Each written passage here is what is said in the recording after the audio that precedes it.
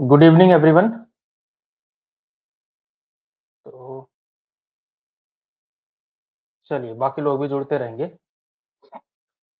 तो अभी तक कल तक जो हमने पढ़ा है, तो रीतिकाल चल रहा है हमारा, और रीतिकाल में हमने एक, आप कह सकते हैं लगभग लगभग रीतिकाल आधा तो कर ही लिया है। 50% या उससे ज़्यादा हो चुका है, क्योंकि हम रीतिकाल में से रीतिकाल की 3 मुख्य धाराओं में से जो रीतिबद्ध कविता है, उसको समाप्त कर चुके हैं, यानी कि उसको कंप्लीट कर चुके हैं। वो सारे कवि हो चुके हैं, और 2 प्रकार के कवि आपके रह जाते हैं अभी, रीति सिद्ध कवि और रीति मुक्त कवि, ठीक है? और आज हमने रीतिकाल के, केवल रीति सिद्ध परंपरा के ही नहीं, बल्कि रीतिकाल के सबसे महत्वपूर्ण 4 कवि अगर मैं मानूँ, या 4 में से भी नहीं, अगर मैं 2 कवि मानूँ, तो उनमें से सबसे महत्वपूर्ण कवि हैं आपके बिहारी, ठीक है? परीक्षा की दृष्टि से बहुत इंपॉर्टेंट कवि हैं, रीति सिद्ध परंपरा में आते हैं बिहारी लाल, ठीक है? और रीति सिद्ध कवि होता क्या है? क्या होते हैं ये रीति सिद्ध कवि? देखिए, रीतिबद्ध कवि वैसे वैसे तो आपको ये पता होगा, लेकिन फिर भी एस्टैब्लिश करना ज़रूरी है, ठीक है? तो रीतिबद्ध कवि तो वो थे जिन्होंने लक्षण ग्रंथ लिखे, सीधा-सीधा आप कह सकते हैं। लक्षण ग्रंथ लिखे या रीति ग्रंथ लिखे, जिन्होंने लक्षण ग्रंथ लिखे और इन सिद्धांतों के आधार पर अपनी कविता भी बनाई। लक्षण ग्रंथ भी लिखे, और जो लक्षण थे उन लक्षणों के आधार पर अपनी कविता भी लिखी, यानी कि इनकी कविता भी उन लक्षणों से प्रभावित थी। लेकिन जो रीति सिद्ध कवि हुए,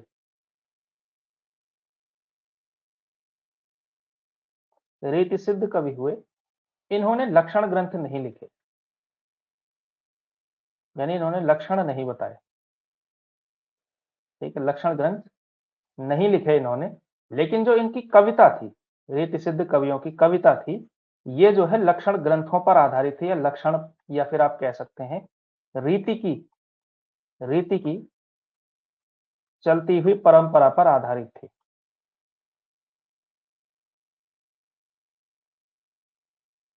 रीति की चलती हुई परंपरा पर आधारित जरूर थी इनकी कविता, ठीक है? तो इन्हें कहा गया रीति सिद्ध कवि, ठीक? तो ये रीति सिद्ध कवि में आते हैं। और रीति मुक्त वो थे, रीति मुक्त कवि कौन है? रीति मुक्त कवि वो हैं जिन्होंने कविता तो श्रृंगारिक ही लिखी रीतिकाल के इन दोनों कैटेगरी के कवियों के द्वारा, लेकिन इन्होंने ना तो लक्षण ग्रंथ लिखे, न तो लक्षण ग्रंथ लिखे, न कविता इन्होंने जो है लक्षणों पर आधारित लिखी, यानी कि कविता भी क्या है इनकी, रीति की चलती हुई परंपरा से भी हट करके है, यानी उस परंपरा पर इन्होंने कविता नहीं लिखी, ठीक है? तो इस तरह से जो है आप पूरा रीतिकाल का वर्गीकरण करते हैं। आपको ये कॉन्सेप्ट वैसे आता ही होगा, ठीक है? लेकिन फिर भी आपको बता दिया गया। तो बिहारी आते हैं रीति सिद्ध कविता के परंपरा में, ठीक है? तो रीति सिद्ध कवि कौन हुआ, इसका मतलब ये देखा हमने, रीति सिद्ध कवि जो है, यानी बिहारी अगर रीति सिद्ध कवि हैं, यानी कि इन्होंने अपनी कविता जो है रीति पर आधारित थी, चलती हुई परंपरा पर आधारित थी, यानी कि लक्षणों पर आधारित थी, लेकिन लक्षण ग्रंथ लिखे नहीं है इन्होंने, ठीक है? तो चलिए, तो पहले रामचंद्र शुक्ल जी का जो है, इनके बारे में जो भी मान्यताएँ हैं वो सब पढ़ते हैं।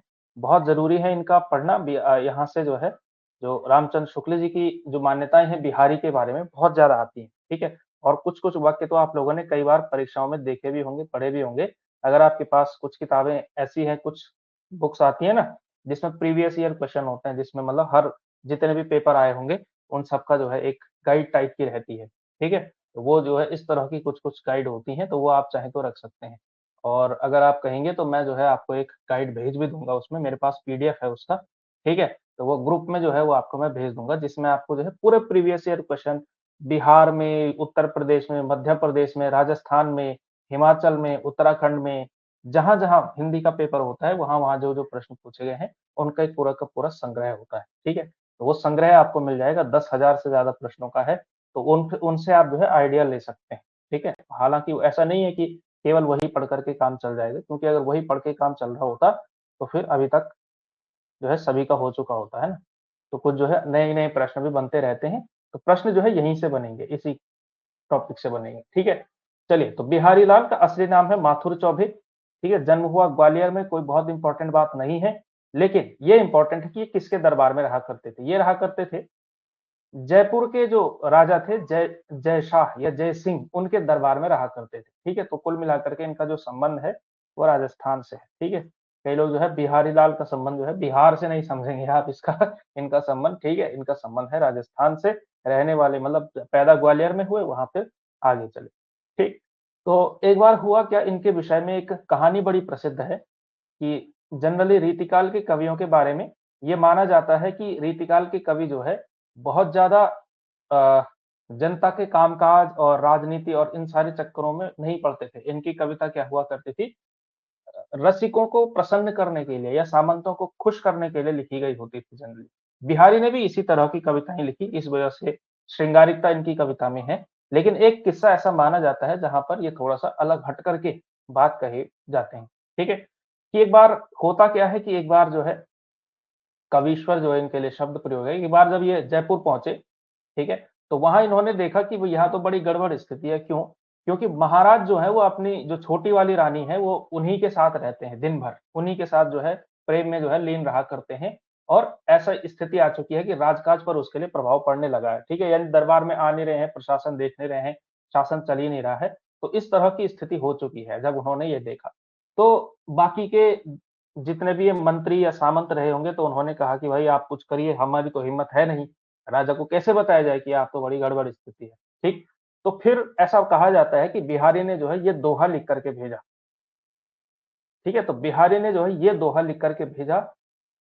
क्या दोहा है ये, कि नहीं पराग नहीं मधुर मधु नहीं विकास यही काल, अली कली ही सो बंध्यो आगे कौन हवाल। ठीक है, कि नहीं, न तो पराग है, न मधुर मधु है, और न ही विकास हो रहा है इस साल में। क्यों? क्योंकि अली जो है वो कली के साथ बंधा हुआ है। ठीक है, अली यानी कि भौरा जो है वो उधर ही बंधा हुआ है, तो फिर स्थिति क्या होगी, यानी कि राजा के लिए कुल मिलाकर के इस तरह से कहा कि जब राजा जो है इसी तरह से अपने ही पर्सनल मतलब इस तरह की चीजों में लीन रहेगा, तो फिर विकास कैसे होगा राज्य का, कैसी स्थिति होगी। तो इससे फिर माना जाता है कि महाराज फिर बाहर निकले, उनको तभी से एहसास हुआ, और फिर कहा जाता है कि बिहारी का सम्मान बहुत ज्यादा बढ़ गया उस दरबार में, और तब वो वहीं रहने लगे, और वहां फिर उन्होंने जो है दोहे लिखना शुरू किया। महाराज ने बिहारी को दोहे लिखने की आज्ञा दी कि आप दबा करके जम करके दोहे लिखिए, और एक-एक दोहे पर एक-एक अशर्फी इनको मिलने लगी, और आगे चल करके लगभग 700 दोहे बने, संग्रहित होकर के वो फिर जो है बिहारी सतसई के नाम से प्रसिद्ध हुआ। और ये बिहारी सतसई इतनी प्रसिद्ध हुई कि अगर हम सतसई नाम लें, अगर हम कहें सतसई, तो सतसई का मतलब ही बिहारी सतसई हो गया। ठीक है, वैसे सतसई दरअसल एक परंपरा है, जैसे आप मतीराम की सतसई देखेंगे, एक वृंद अभी कभी आएंगे तो वृंद की भी एक सतसई है। सतसई यानी 700 का संग्रह। ठीक है, तो बिहारी की भी एक सतसई है जिसमें बिहारी ने अपने 700 के आसपास दोहों को जो है संग्रहित किया है। कई लोग 719 मानते हैं, कई लोग 713 मानते हैं, कई लोग उससे ज्यादा, और थोड़ा बहुत संख्या में इधर उधर है। ठीक है, लेकिन जो 713 की संख्या है वो इसलिए सबसे ज्यादा प्रामाणिक मानी जाती है क्योंकि बिहारी पर सबसे बिहारी सतसई की सबसे प्रामाणिक टीका जिन्होंने लिखी है, तो वो लिखी है जगन्नाथ दास रत्नाकर ने। उन्होंने लिखी बिहारी रत्नाकर के नाम से। ठीक है, और आप कोई सा भी एग्जाम उठा करके देखिए, चाहे यूजीसी नेट का पेपर हो, चाहे कहीं असिस्टेंट प्रोफेसर का पेपर हो, जहां स्पेसिफिक रचनाएं लगी है, या फिर किसी एमए बीए का सिलेबस आप देखेंगे, तो बिहारी अगर कविता में लगे हुए हैं, सिलेबस में अगर बिहारी लगे हुए हैं, तो आप देखेंगे रेफरेंस किताब किसकी लगी हुई होगी, वही किताब लगी हुई होगी, बिहारी रत्नाकर बाई जगन्नाथ दास रत्नाकर। इतनी प्रसिद्ध किताब है वो, सबसे प्रामाणिक किताब है। तो उसमें उन्होंने 713 की संख्या बताई है। ठीक है, तो संख्या आपसे कभी नहीं पूछी जाएगी कि एग्जैक्टली कितने हैं, 719 है कि 715 है, लेकिन 700 के प्लस है, बस इतना ध्यान आपने याद रखना। ठीक, महत्वपूर्ण स्टेटमेंट है ये कि श्रृंगार रस के ग्रंथों में जितनी ख्याति और जितना मान बिहारी सतसई का हुआ, उतना और किसी का नहीं। ठीक है, इसका एक एक दोहा हिंदी साहित्य में एक एक रत्न माना जाता है। ये स्टेटमेंट पूछा जा चुका है किसी परीक्षा में, पूछा जाता रहता है परीक्षा में। ठीक है, तो श्रृंगार रस के ग्रंथों में जितनी ख्याति और जितना मान बिहारी सतसई का हुआ है, उतना और किसी का नहीं हुआ। ठीक है, और इसका एक एक दोहा हिंदी साहित्य में एक एक रत्न माना जाता है। तो ये जो है रामचंद्र शुक्ल जी का महत्वपूर्ण स्टेटमेंट है। 50 टीकाएं लिखी जा चुकी हैं, इसकी टीकाएं इन्होंने गिनाई भी, हरि प्रकाश की टीका, लल्लूलाल की टीका, सरदार कवि की टीका, सूरती मिश्र की टीका। इसके अलावा बहुत सारे उन्हीं के भाव से संबंधित अन्य अन्य लोगों ने भी लिखा। भारतेंदु हरिश्चंद्र ने भी उन पर आधारित कुछ कुंडलियां रची हैं। ठीक है, ये सारी चीजें तो हैं।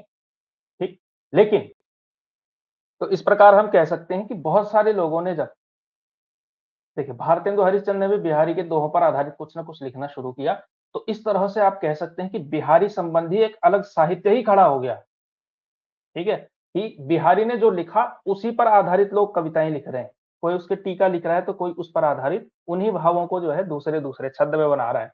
ठीक है? जैसे अंबिका दत्त व्यास हैं तो उन्होंने बिहारी बिहार में सब दोहों को भावों को पल्लवित करके रोलच्छंद बनाया। फॉर एग्ज़ाम्पल ये दोहा है, तो किया क्या इन्होंने? जैसे दोहा लिखा बिहारी का ये दोहा है, एक्स दोहा है, तो इसी के भाव पर आधारित जो है कुछ रोला लिख लिया। ठीक है? उसी को एक्सप्लेन करता हुआ या उसी भाव पर आधारित। तो इस तरह से बहुत सारे कवियों ने इस परंपरा को फ़ॉलो किया और इतना ज़्यादा इस परंपरा को फ़ॉलो किया गया, उनका अनुसरण किया गया कि बिहारी से संबंधित एक पूरा का पूरा अलग साहित्य खड़ा हो गया।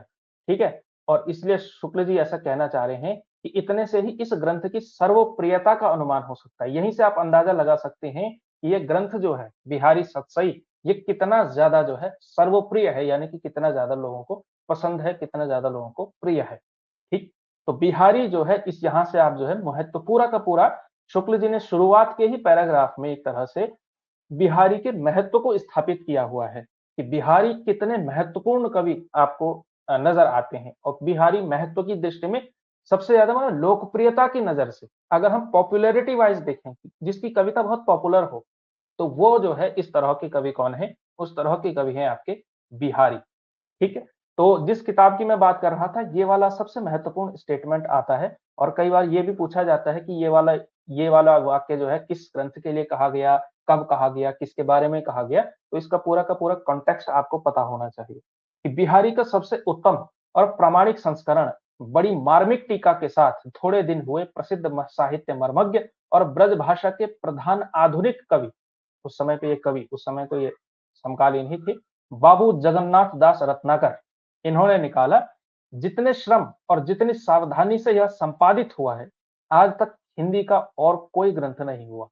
ठीक है? तो बिहारी रत्नाकर की भी जो है बहुत प्रशंसा जो है इन्होंने की हुई है। ठीक है? तो ये भी जो है 2-3 प्रकार से क्वेश्चन पूछा जाता है कि पहला तो ये वाक्य किसका है, ये तो आता ही आता है, तो रामचंद्र शुक्ल जी का है, ठीक है? इसके अलावा ये खास करके ये वाला वाक्य काफ़ी पूछा जाता है कि जितने श्रम और सावधानी से यह ग्रंथ संपादित हुआ, आज तक हिंदी का कोई दूसरा ग्रंथ संपादित नहीं हुआ, ये किस ग्रंथ की बात हो रही है? तो किस ग्रंथ की बात हो रही है? तो ये बात हो रही है बिहारी रत्नाकर की, बिहारी रत्नाकर की। और बिहारी रत्नाकर क्या है? बिहारी सतसई की टीका है।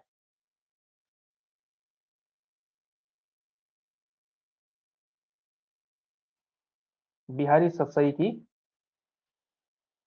टीका है ये, ठीक है? तो ये क्या है बिहारी सतसई की टीका है बिहारी रत्नाकर और शुक्ल जी ऐसा कहते हैं कि इतनी मेहनत से और जितनी सावधानी से ये ग्रंथ संपादित किया और किसी ने कोई दूसरा ग्रंथ नहीं किया, ठीक है? तो बिहारी ने इस सतसई के अलावा और कोई ग्रंथ नहीं लिखा है, तो आपके आपके लिए ये भी आसान हो गया, कोई दिक्कत नहीं है, लेकिन इनके दोहे बड़े इंपॉर्टेंट हैं, ठीक है? और इनके दोहों से ये अनुमान लगा पाना कि ये दोहा किसका है, ठीक है? एक मैं ट्रिक बता देता हूँ आपको, एक बहुत बड़ी ट्रिक है, अगर आपको क्वेश्चन करने का मन करे ही करे कि ये क्वेश्चन मैंने करना ही करना है, तो पहली तो मैं आपसे कहूँगा कि जो इम्पोर्टेंट दोहे हैं वो हम करके चलें, ठीक है? ताकि दिक्कत ना रहे। लेकिन कभी-कभी अगर हो कि मतलब आपको लगे कि प्रश्न में दोहा पूछा गया है, अब पूछा गया है कि ये जो है किसका दोहा है, ये किसकी पंक्तियाँ हैं और ऑप्शन में अगर बिहारी हो और अगर आपको लग रहा हो कि यार ये लग तो रीतिकाल का ही रहा है, थोड़ा-थोड़ा इसमें जो है श्रृंगारिकता का भाव या इस तरह की चीज़ें हैं। अभी हम देखेंगे कि बिहारी की कविता में क्या-क्या चीज़ें आती हैं। तो उनमें से लगेगा आपको तो बिहारी पे टिक करके आ जाना, बहुत संभावना है कि वो सही आपका निकलेगा। क्योंकि बिहारी ने ना दोहे के अलावा और कुछ नहीं लिखा। ठीक है? तो ये भी जो है एक बड़ी अच्छी बात हो गई आपके पेपर की नज़र से कि बिहारी ने दोहे के अलावा और कुछ लिखा ही नहीं है। केवल और केवल दोहे लिखे हुए हैं और बहुत बढ़िया-बढ़िया दोहे हैं। ठीक है? अभी आपको जो है पूरा का पूरा समझ में आ जाएगा। बिहारी पूरा का पूरा निचोड़ सकते हैं आप उनके 15-20 दोहे अगर आपने देखे ना सैंपल के आधार पे, तो पूरा बिहारी जो है आपकी समझ में आ जाते हैं। ठीक है? इतने आसान आप कह सकते हैं, इतने समझने लायक कवि, आसानी से समझने लायक कवि। ठीक? चलिए, तो और जो है और देखिए इसमें कि बिहारी ने सतसई के अलावा कोई ग्रंथ नहीं लिखा और यही एक ग्रंथ उनकी इतनी बड़ी कीर्ति का आधार है। कीर्ति समझते हैं आप? फ़ेम का आधार है, ठीक है? कि एक ही ग्रंथ से वो इतने ज़्यादा फ़ेमस हो गए हैं, इतने ज़्यादा उनकी कीर्ति फैली हुई है। यह बात साहित्य के क्षेत्र के इस तथ्य की स्पष्ट घोषणा कर रही है कि किसी कवि का यश उसकी रचनाओं के परिमाण के हिसाब से नहीं होता, गुण के हिसाब से होता है। ठीक है? तो ये भी आप जो है समझ सकते हैं, इस वाक्य को भी आपने याद रखना कि ये किस कवि की बात हो रही है। ऐसा भी पूछ लिया जाता है कि किसी कवि का यश उसकी रचनाओं के परिमाण के हिसाब से नहीं होता, गुण के हिसाब से होता है। शुक्ल जी कहना चाह रहे हैं कि कविता की क्वांटिटी मैटर नहीं करती, क्वालिटी मैटर करती। ठीक है? परिमाण यानी क्वांटिटी, गुण यानी कि क्वालिटी।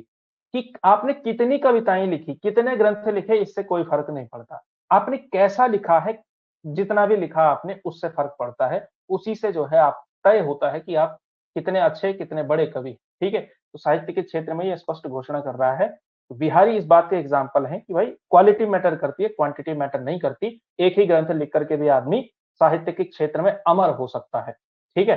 तो ये वाला भी आप लोगों ने याद रखना। तो ये वाला स्टेटमेंट भी इंपॉर्टेंट है। ठीक है? बिहारी के संदर्भ में है, किसने कहा है? तो शुक्ल जी ने कहा है।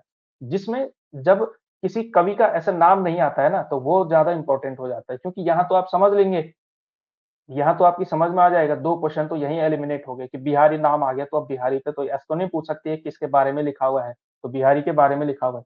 लेकिन जिन वाक्यों में केवल सर्वनाम का प्रयोग किया हुआ हो या केवल कवि लिखा हुआ हो कि इस कवि ने ऐसा-ऐसा किया है, तो वो वाक्य आपके लिए विशेष रूप से ध्यान देने लायक है कि ये जो है इस कवि के बारे में कहा हुआ है। ठीक है? तो उस तरह के वाक्य थोड़े-से इम्पोर्टेंट ज़्यादा हो जाते हैं, थोड़ा-सा ट्रिकी ज़्यादा हो जाते हैं। ठीक है? क्योंकि उसमें फिर आपको कवि का नाम भी याद करना पड़ता है। तो किसी कवि का यश उसकी रचनाओं के परिमाण के हिसाब से नहीं होता, गुण के हिसाब से होता है। किसका? किसके बारे में है? बिहारी के बारे में कहा। ठीक। अब आते हैं उनकी मुक्तक के बारे में। अब चूंकि बिहारी ने केवल दोहे लिखे,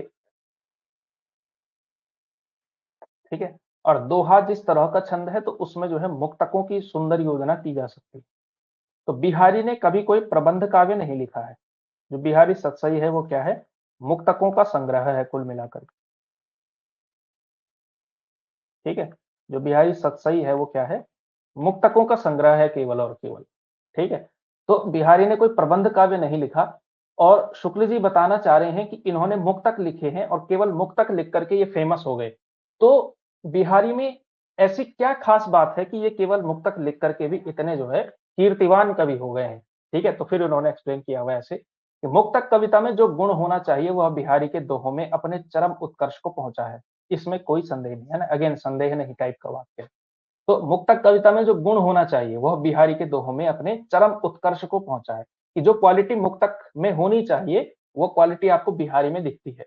कि मुक्तक में प्रबंध के समान रस की धारा नहीं रहती, जिसमें कथा अपने प्रसंग की परिस्थिति में अपने को भूला हुआ पाठक मग्न हो जाता है और हृदय में एक स्थायी प्रभाव ग्रहण करता है। इसमें तो रस के ऐसे छींटे पड़ते हैं जिनसे हृदय कलिका थोड़ी देर के लिए खिल उठती है।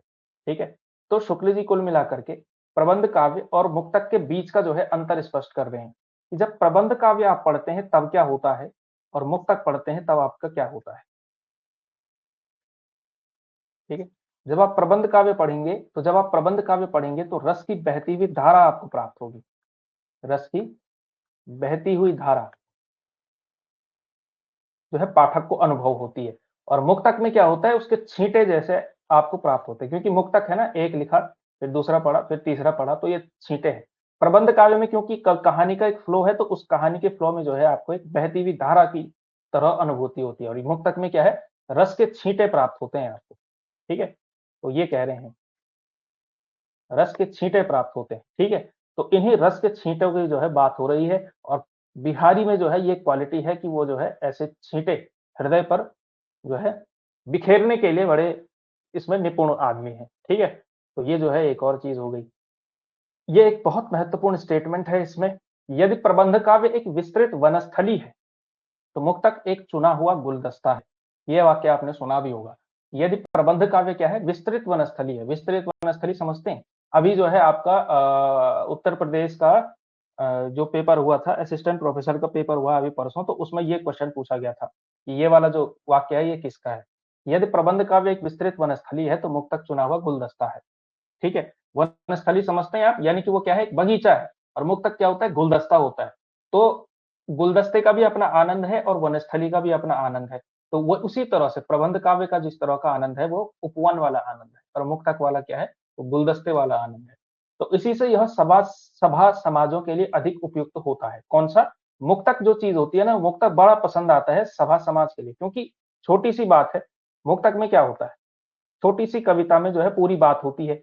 अब आप प्रबंध काव्य सुनाने लगेंगे तो आपको पूरी कहानी बांधनी पड़ेगी, तो रोज जो है थोड़ी थोड़ी कहानी सुनानी पड़ेगी। जैसे भागवत में होता है, जो जो राम कथा इत्यादि इत्यादि होता है, वो कुल मिलाकर के क्या है, वो प्रबंध काव्य टाइप का मामला है। ठीक है। और जैसे आप किसी शायर को जैसे सुनेंगे, किसी कवि सम्मेलन में सुनते होंगे किसी को, या फिर जैसे कोई मुशायरा इत्यादि इत्यादि जब हो रहा होता है, या फिर जैसे आप गाना भी सुनते हैं, गीत भी सुनते हैं, तो गाना क्या है, गाना दरअसल क्या है, एक मुक्तक ही है। तो मुक्तक में जो है एक स्कोप रहता है कि वो जो है सभा समाज में जो है पढ़ने, सुनने, सुनाने लायक बढ़िया होता है। उसमें उत्तरोत्तर अनेक दृश्यों द्वारा संगठित पूर्ण जीवन या उसके किसी एक पूर्ण अंग का प्रदर्शन नहीं होता, बल्कि कोई एक रमणीय खंड दृश्य इस प्रकार सहसा सामने ला दिया जाता है कि पाठक या श्रोता कुछ क्षणों के लिए मंत्रमुग्ध सा हो जाता है। उसमें जो है आपको पूरा का पूरा अंग का प्रदर्शन नहीं करना पड़ता, मतलब पूरे जीवन के पूरा अंग प्रदर्शित नहीं करना होता, एक छोटा-सा हिस्सा जो है दिखा करके आप पाठक को मंत्रमुग्ध कर सकते हैं। ये मुक्तक की खासियत होती है। ठीक है। और इसी वजह से जो है लोगों को मुक्तक पसंद भी आता है। इसके लिए कवि को अत्यंत मनोरम वस्तुओं और व्यापार का छोटा-सा स्तवक कल्पित करके उन्हें अत्यंत संक्षिप्त और सशक्त भाषा में प्रदर्शित करना पड़ता है। ठीक है। तो इस तरह से जो है कविता, तब जो है मुक्तक इसीलिए लोगों को पसंद आता है। क्यों पसंद आता है? वो सभा समाज के लिए उपयुक्त होता है, और उसमें जो है आप थोड़ी देर के लिए मंत्रमुग्ध कर सकते हैं, और यही चीज़ जो है सभा समाज में यही चाहिए होता है। तो प्रबंध काव्य तो आपको रोज़ सुनाना पड़ेगा धीरे थोड़ा-थोड़ा करके। तो वो वाली चीज़ सभा समाज में उतनी उपयुक्त होती नहीं है, जितना मुक्तक होता है। ठीक है? तो ये चीज़ है। अब ये भी बहुत, ये वाला इम्पोर्टेंट है भाई आपके लिए, समझने के लिए, कि मुक्तक जो है, अच्छा मुक्तक कौन लिख सकता है, अच्छा मुक्तक वाला कौन होता है। ठीक है? जिस कवि में कल्पना की समाहार शक्ति के साथ, अब ये बहुत इम्पोर्टेंट है देखिए, जिस कवि में कल्पना की समाहार शक्ति के साथ भाषा की समाहार शक्ति जितनी अधिक होगी, उतनी ही वह मुक्तक की रचना में सफल होगा। समाहार शक्ति का मतलब क्या है? समाहार शक्ति, समाहार का मतलब होता है संयोजन कर पाना, ठीक है? या फिर शामिल कर पाना, शामिल करना। ठीक है। और कविता के संदर्भ में अगर समाहार, तो इसका मतलब वही होता है, ग्रुप, है ना? ग्रुप ही होता है उसका मतलब, ऐसे समाहार का मतलब। ठीक है। तो समाहार शक्ति क्या होता है? शामिल कर पाने की शक्ति। तो या तो ऐसा हो कि कल्पना की समाहार शक्ति, दोनों चीजें चाहिए मुक्तक के लिए, कल्पना की भी समाहार शक्ति हो और भाषा की भी समाहार शक्ति हो। देखिए मुक्तक क्या है, दोहा है केवल और केवल। आपके पास 13-11, 13-11 इतनी ही जगह है। इतनी ही जगह में जो है, इतने छोटे से छंद में आपको पूरी की पूरी बात कहनी है। पूरी बात आ जानी चाहिए उसमें, ठीक है? और पूरी बात कैसे आएगी? जब आपके पास ये समाहार शक्ति होगी, कल्पना की भी समाहार शक्ति होगी और भाषा की भी समाहार शक्ति होगी। यानी कि कल्पना के स्तर पर जो है अ, बहुत विस्तृत कल्पना को आपने बहुत छोटे से जो है, मतलब आप कह सकते हैं समराइज़ कर पाना, कल्पना को समराइज़ कर पाना। एक चीज़ ये हो गई। और दूसरा जो है, भाषा की समाहार शक्ति का मतलब क्या है? कम शब्दों में उस कल्पना को व्यक्त कर पाना, कि कम से कम शब्दों में व्यक्त कर पाना, क्योंकि मुक्तक में जो है स्कोप नहीं होता कि आप बहुत लंबा कर पाएँ, क्योंकि दोहा लिखा है और लिख भी तो ऊपर से दोहा रहे हैं, बहुत छोटा-सा छंद है दोहा। इतने में ही तो आपके पास कल्पना की भी समाहार शक्ति होनी चाहिए और भाषा की भी समाहार शक्ति होनी चाहिए। तो मुक्तक अच्छा वही लिख सकता है जिसके पास कल्पना और भाषा दोनों ही की समाहार शक्ति हो, और वही कवि जो है उसमें सफल हो सकता है। ठीक है? तो इसीलिए जो है शुक्ल जी ऐसा लिख रहे हैं। अभी हम देखेंगे इसमें, अभी हम समझेंगे, उदाहरण से भी बताएँगे, देखेंगे हम कि ये समाहार शक्ति की जिसकी बात शुक्ल जी कर रहे हैं कि वो दरअसल होती क्या है और वो बिहारी में कैसे मौजूद है। ठीक है? यह क्षमता बिहारी में पूर्ण रूप से वर्तमान थी। इसी से वे दोहे ऐसे छोटे छंद में इतना रस भर सके हैं, इतने छोटे से छंद में इतना रस भर सके। क्यों? क्योंकि समाहार शक्ति है। ठीक है? इनके दोहे क्या हैं? रस के छोटे-छोटे छींटे हैं। ये रस के क्या है? छोटे-छोटे छींटे की तरह इनकी जो है लगती है। और इनकी प्रसिद्धि के बारे में ये एक दोहा बड़ा प्रसिद्ध चलता है कि सतसैया के दोहरे जो नावक के तीर देखत में छोटे लगे बेधों सकल शरीर, या घाव करे गंभीर भी ऐसा मिलता है कि छोटे लगते हैं इनके तीर के समान, लेकिन छोटे लगते हैं, लेकिन आप कह सकते हैं कि घाव जो है बड़े गंभीर घाव करते हैं, इस तरह के हैं कि है छोटा-सा छंद लेकिन प्रभावित बहुत ज़्यादा अंदर तक कर लेता है। ठीक है? तो ये चीज़ है इसमें। इसके अलावा देखिए बिहारी की जो रस व्यंजन है, अब देखिए इनकी विशेषताओं पे आना शुरू हो चुके हैं अब। ठीक है? अब जो है बिहारी की कविता की विशेषताएं आप देख सकते हैं।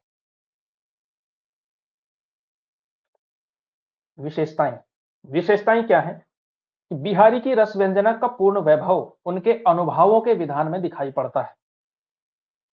अनुभवों के विधान में। तो सबसे पहले चलिए हम यहाँ पर जो है एक काम करते हैं, मैं एक एक्स्ट्रा पेज लेता हूँ और इसमें जो है हम एक-एक करके थोड़ा-सा बिहारी की कविता की विशेषताओं को भी देखते रहेंगे। बिहारी की कविता की विशेषताएं।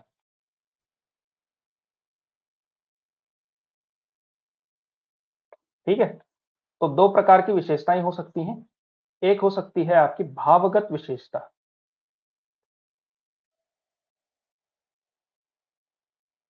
ठीक है, दूसरी क्या हो सकती है, शिल्पगत विशेषता। ये तो आपको पता ही होगा। भाव मतलब क्या कहा, शिल्प मतलब कैसे कहा। ठीक है, तो भावगत, अगर हम शिल्पगत विशेषताएं देखें तो सबसे पहले इसमें से जो है, अगर हम इसमें से एक अलग ही चीज माने तो एक विशेषता तो हमने ये ले ली है। ये हमें पता चल गया कि बिहारी की एक बहुत बड़ी विशेषता ये है कि समाहार शक्ति है। कल्पना एवं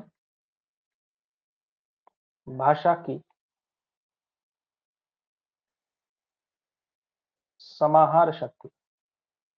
ठीक है, कल्पना और भाषा दोनों की समाहार शक्ति बिहारी की एक बड़ी विशेषता है। ठीक, अब आते हैं हम भावगत विशेषताओं में। तो पहली विशेषता उन्होंने लिखी हुई है क्या, अनुभवों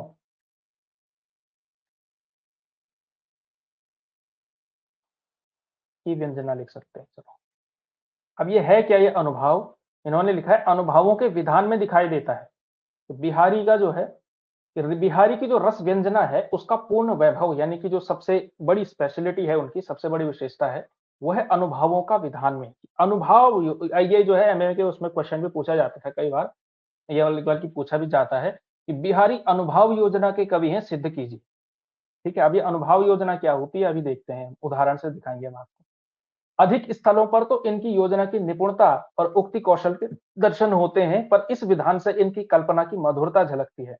अनुभवों और हावों की ऐसी सुंदर योजना कोई श्रृंगारी कवि नहीं कर सका है। तो अगेन ये भी आपके लिए इंपॉर्टेंट हो गया। याद रखिएगा बिहारी क्या है, अनुभव योजना के कवि हैं। ठीक है, तो उससे भी आपका काम हो जाएगा। नीचे की हाव भरी सजीव मूर्तियां देखिए। अब देखिए, अब दिखाते हैं हम आपको क्या है ये अनुभव योजना। दरअसल अनुभव होता क्या है, अनुभव का मतलब वैसे जैसे आपको पता होगा, रस के जो है जो विविध आयाम होते हैं उसमें से एक विभाव, अनुभव, और एक होता है संचारी भाव, एक होता है स्थायी भाव। तो अनुभव का सीधा सीधा मतलब होता है अभिनय। ठीक है, अनुभव। अभी हम इसकी टेक्निकल परिभाषा पे नहीं जा रहे हैं कि आश्रय की चेष्टाएं और ये सब। कुल मिलाकर के जैसे जो एक्टर होता है ना, जिसे जब जैसे फॉर एग्जांपल जो विभाव, जो आश्रय है, यानी कि मतलब जो एक्टिंग कर रहा है, कुल मिलाकर के उसके कैसे भाव जो है वो प्रकट हो रहे हैं। जैसे जिसे किसी को भी अगर रस की प्राप्ति करवानी हो आपको, या रस की प्राप्ति जिसे हो रही होती है, तो वो जो है क्या उसकी फिजिकल चीजें हो रही होती हैं, वो क्या फिजिकलिटी उसकी क्या होती है।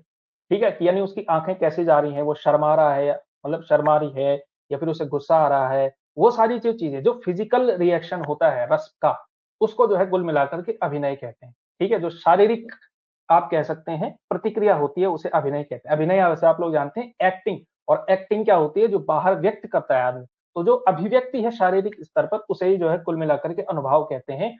और बिहारी जो है अनुभव योजना के ही कवि हैं। वो जो है अनुभवों का जो है प्रकटीकरण बड़े अच्छे से करते हैं कि किसने कैसा रिएक्शन दिया, इस चीज को वो बड़े अच्छे से व्यक्त कर पाते हैं। और यहाँ पर देखिए एक उदाहरण इस प्रकार से। ठीक है, उदाहरण क्या है कि बतरस लालच लाल की मुरली धरी लुकाए। ठीक है, कि बतरस लालच लाल की मुरली धरी लुकाए, धारी लुकाए, सॉरी, मुरली धारी लुकाए। ठीक, तो इसका अर्थ क्या है। अब देखिए समाहार शक्ति कैसी है कि कॉन्टेक्स्ट है, आपको खुद ही समझना है कि मुरली किसकी लुकाई होगी और किसने लुकाई होगी। लुकाई यानी कि छुपाई होगी। ठीक है, तो आप समझ सकते हैं कि राधा ने जो है कृष्ण की जो मुरली है, जो बांसुरी है, वो छुपा दी है। ठीक है, और क्यों छुपा दी है, ताकि इससे थोड़ा सा जो है बातें करने का अवसर मिलेगा। छुपा दूंगी तो फिर थोड़ा सा एक जो है थोड़ा सा एक मतलब आप कह सकते हैं ना छेड़ने वाला जो मामला है। तो उस तरह से जो है एक बात हो सकती है। तो बत रस लालच, बात करने में जो रस मिलेगा उसके लालच से लाल की मुरली धरी लुकाए और सौह करे भौहनि हंसे देन करे नट जाए। ठीक है, तो अब ये देखिए यहां पर नजर आते हैं आपको सारे के सारे अनुभाव, ये है अनुभाव जो प्रकट हो रहे हैं यहाँ पे। ठीक, तो एक चीज देखिए समाहार शक्ति, देखिए अब देखिए मैं इतना बड़ा स्टेटमेंट कहा मैंने, बात करने के रस के लालच से। ठीक है, ये इतना बड़ा स्टेटमेंट है, आप कर सकते हैं, आपके पास है इतनी समाहार शक्ति। ठीक है, कि बात करने के रस के लालच से, और शब्द कितना सा प्रयोग किया, बत रस लालच। इतना बड़ा पूरा का पूरा वाक्य जो है 2 शब्दों में समेट दिया। ये है समाहार शक्ति, ये है भाषा की समाहार शक्ति। समझ गए आप लोग समाहार शक्ति क्या होती है? ये है दरअसल समाहार शक्ति जिसकी बात हो रही थी। ठीक है, तो ये पहले में आपने देख लिया कि समाहार शक्ति कितनी अच्छी है, तभी तो दोहे में इतनी पूरी बात कर दी कि जो है राधा ने कृष्ण की जो है मुरली छुपा दी है। और क्यों छुपा दी है? क्योंकि ताकि जो है इससे इससे बात करने का मौका मिलेगा, थोड़ा-सा मतलब खेल हो जाएगा, थोड़ा मज़ा आ जाएगा। तो उस पूरे भाव को इतने छोटे से उसमें 13-11 के उस योजना में जो है ढाल दिया। और अब नीचे देखिए अनुभाव देखिए, सौह करे यानी कि कसम खाए, भौंहनी हँसे, भौं यानी कि आँखों से हँसे, दैन कहे, देने को कहे कि हाँ दे रही हूँ और नट जाए फिर मना कर दे। तो ये जो है ये क्या है? एक्टिंग, ये तो ये अभिनय ही तो है, यही तो है अनुभाव योजना पूरी की पूरी। सौं करे भौं हँसी देन कहे मिट जाए, है ना? यही है अनुभाव योजना। एक और मैं आपको बताता हूँ, ये शायद शुक्ल जी ने प्रयोग किया है या नहीं किया है। एक और जो है अनुभाव योजना को समझाने के लिए बहुत अच्छा दोहा है बिहारी का। क्या दोहा है वो?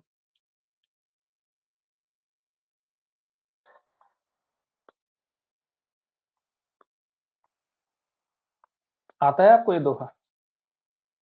कहत नटत रीझत खिजत, मैं उसमें जगह नहीं है तो इसमें मैं यहाँ पे लिख रहा हूँ।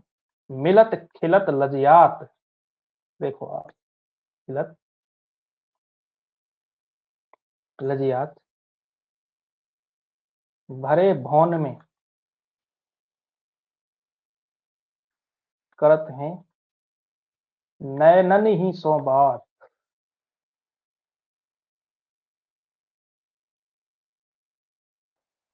सब बात, ये सब बात, सौ बात, सब बात, ये जो है दोहा है। ठीक है, ये दोहा देखिए, ये होती है अनुभव योजना। क्या है अनुभव? कहत, अब देखिए पूरा का पूरा कॉन्टेक्स्ट है। पहले तो पूरा कॉन्टेक्स्ट आपको समझना पड़ेगा कि है दरअसल स्थिति क्या हो सकती है। तो पहले आपको एक सिचुएशन इमेजिन खुद करनी पड़ती है, और वो सिचुएशन क्या इमेजिन करनी पड़ती है कि जैसे फॉर एग्जांपल नायक और नायिका जो है शायद किसी ऐसी जगह पर बैठे हुए हैं जहां पर वो खुल करके आमने सामने बात नहीं कर सकते। ठीक है, हो सकता है कोई सभा हो सकता है कोई क्लासरूम है फॉर एग्जांपल, ठीक है, ऑफलाइन क्लासरूम हो, या कोई कॉन्फ्रेंस है, कोई सभा है, बैठे हुए हैं, दोनों के दोनों बैठे हुए हैं। ठीक है, तो ये जो है कॉन्टेस्ट है, ये आपको खुद जो है समझना पड़ता है वहां से। अब देखिए, कहत, नायक ने कुछ कहा, नायिका ने मना किया, नटत, रीझत, नायक जो है रीझ गया है। ठीक है, फिर खिजत, नायिका खींच गई है, मतलब उसको थोड़ा गुस्सा आ गया कि ये क्या, ये पागल आदमी है, परेशान कर रहा है क्लास में, है ना? फिर मिलत, फिर क्या क्या मिले हैं? नैन मिल गए, आंखें मिली हैं, फिर आंखें मिलती हैं। फिर खिलत, और लास्ट में लजियात, आंखें मिलती हैं, ठीक है, फिर दोनों के चेहरे खिलते हैं, और लजियात यानी नायिका फिर से लजियात यानी कि उसको जो है लज्जा आ जाती है। तो यहाँ देखो एक दोहे में जो है पूरी की पूरी कहानी आपने कह दी। ये है बिहारी का चमत्कार, ये है बिहारी का द बिहारीपन, कि भरे भवन में करत है नैनन ही सब बात। भरा हुआ भवन है, वहां पर क्या है? नैनों से, आंखों से ही सारी बातें हो रही है। ये पूरा का पूरा कम्युनिकेशन क्या है? ये पूरा का पूरा आंखों से हो रहा है। कहा भी आंखों से कि चलें बाहर, नटत बना कर दिया, फिर रीझ गया, फिर खींच गई, फिर आंखें मिल गई, फिर खिल गई, और फिर लजियात। ये है बिहारी का जो है चमत्कार, ये है बिहारी की प्रतिभा, जिसको कहा जा रहा था। एक तो समाहार शक्ति आपने देखा, दूसरा देखिए यहाँ पर भी अनुभाव ही है सारे के सारे, पूरी एक्टिंग है ना, अभिनय हो रहा है पूरा का पूरा, अनुभाव है ये, आश्रय की चेष्टाएं हैं ये। ठीक है, और भरे भवन में करत है नैना नहीं सब बात, ठीक। तो ये है भैया बिहारी का चमत्कार, ये है बिहारी की कविता, ठीक है। तो इस तरह से है भाई मामला, समझ रहे हैं आप। तो एक दो चीजें आपने समझ ली, एक तो समाहार शक्ति, अब आपको समझ में आ रहा होगा कि भाई कितनी बड़ी बात को कितने छोटे उसमें ढाल पा रहे हैं। तो कल्पना की भी समाहार शक्ति है कि नहीं है, कि इतनी बड़ी इमेजिनेशन कर दिया, वो इमेजिनेशन आपने समझा दी उसी में, कि ऐसा पूरा सिचुएशन नहीं बताया, यहाँ पे ब्रैकेट में नहीं लिखा हुआ है कि दोनों यहाँ बैठे हुए हैं, खुद ही जो है समझ में आ गया कि हाँ शायद ऐसा हो रहा होगा। तो कल्पना की भी समाहार शक्ति है, और भाषा की तो समाहार शक्ति है ही। आपने देखा कि बतरस लालच में कितनी सारा जो है उतना बड़ा वाक्यांश उन्होंने 2 शब्दों में समेट दिया, ठीक है। इसी प्रकार से कुछ-कुछ अन्य भी देख सकते हैं कि नासा मोरी नचाई दृघ करी कका की सोह, कांटे सी कसके हिये गड़ी कटीली भौं। इसके अलावा ललन चलन सुनि पलन में असुआ झलके आई, भई लखाई न सखिनु हैं झूठे ही जमुहाय। तो ये सारे के सारे इसी प्रकार के दोहे, ठीक है। ये दोहे आपने केवल ध्यान रखने हैं बस, ठीक है, उतना ज़्यादा करने की ज़रूरत नहीं है, ठीक है। अब आप एक-एक दोहे को अगर इतना करने लगेंगे तो हो जाएगी।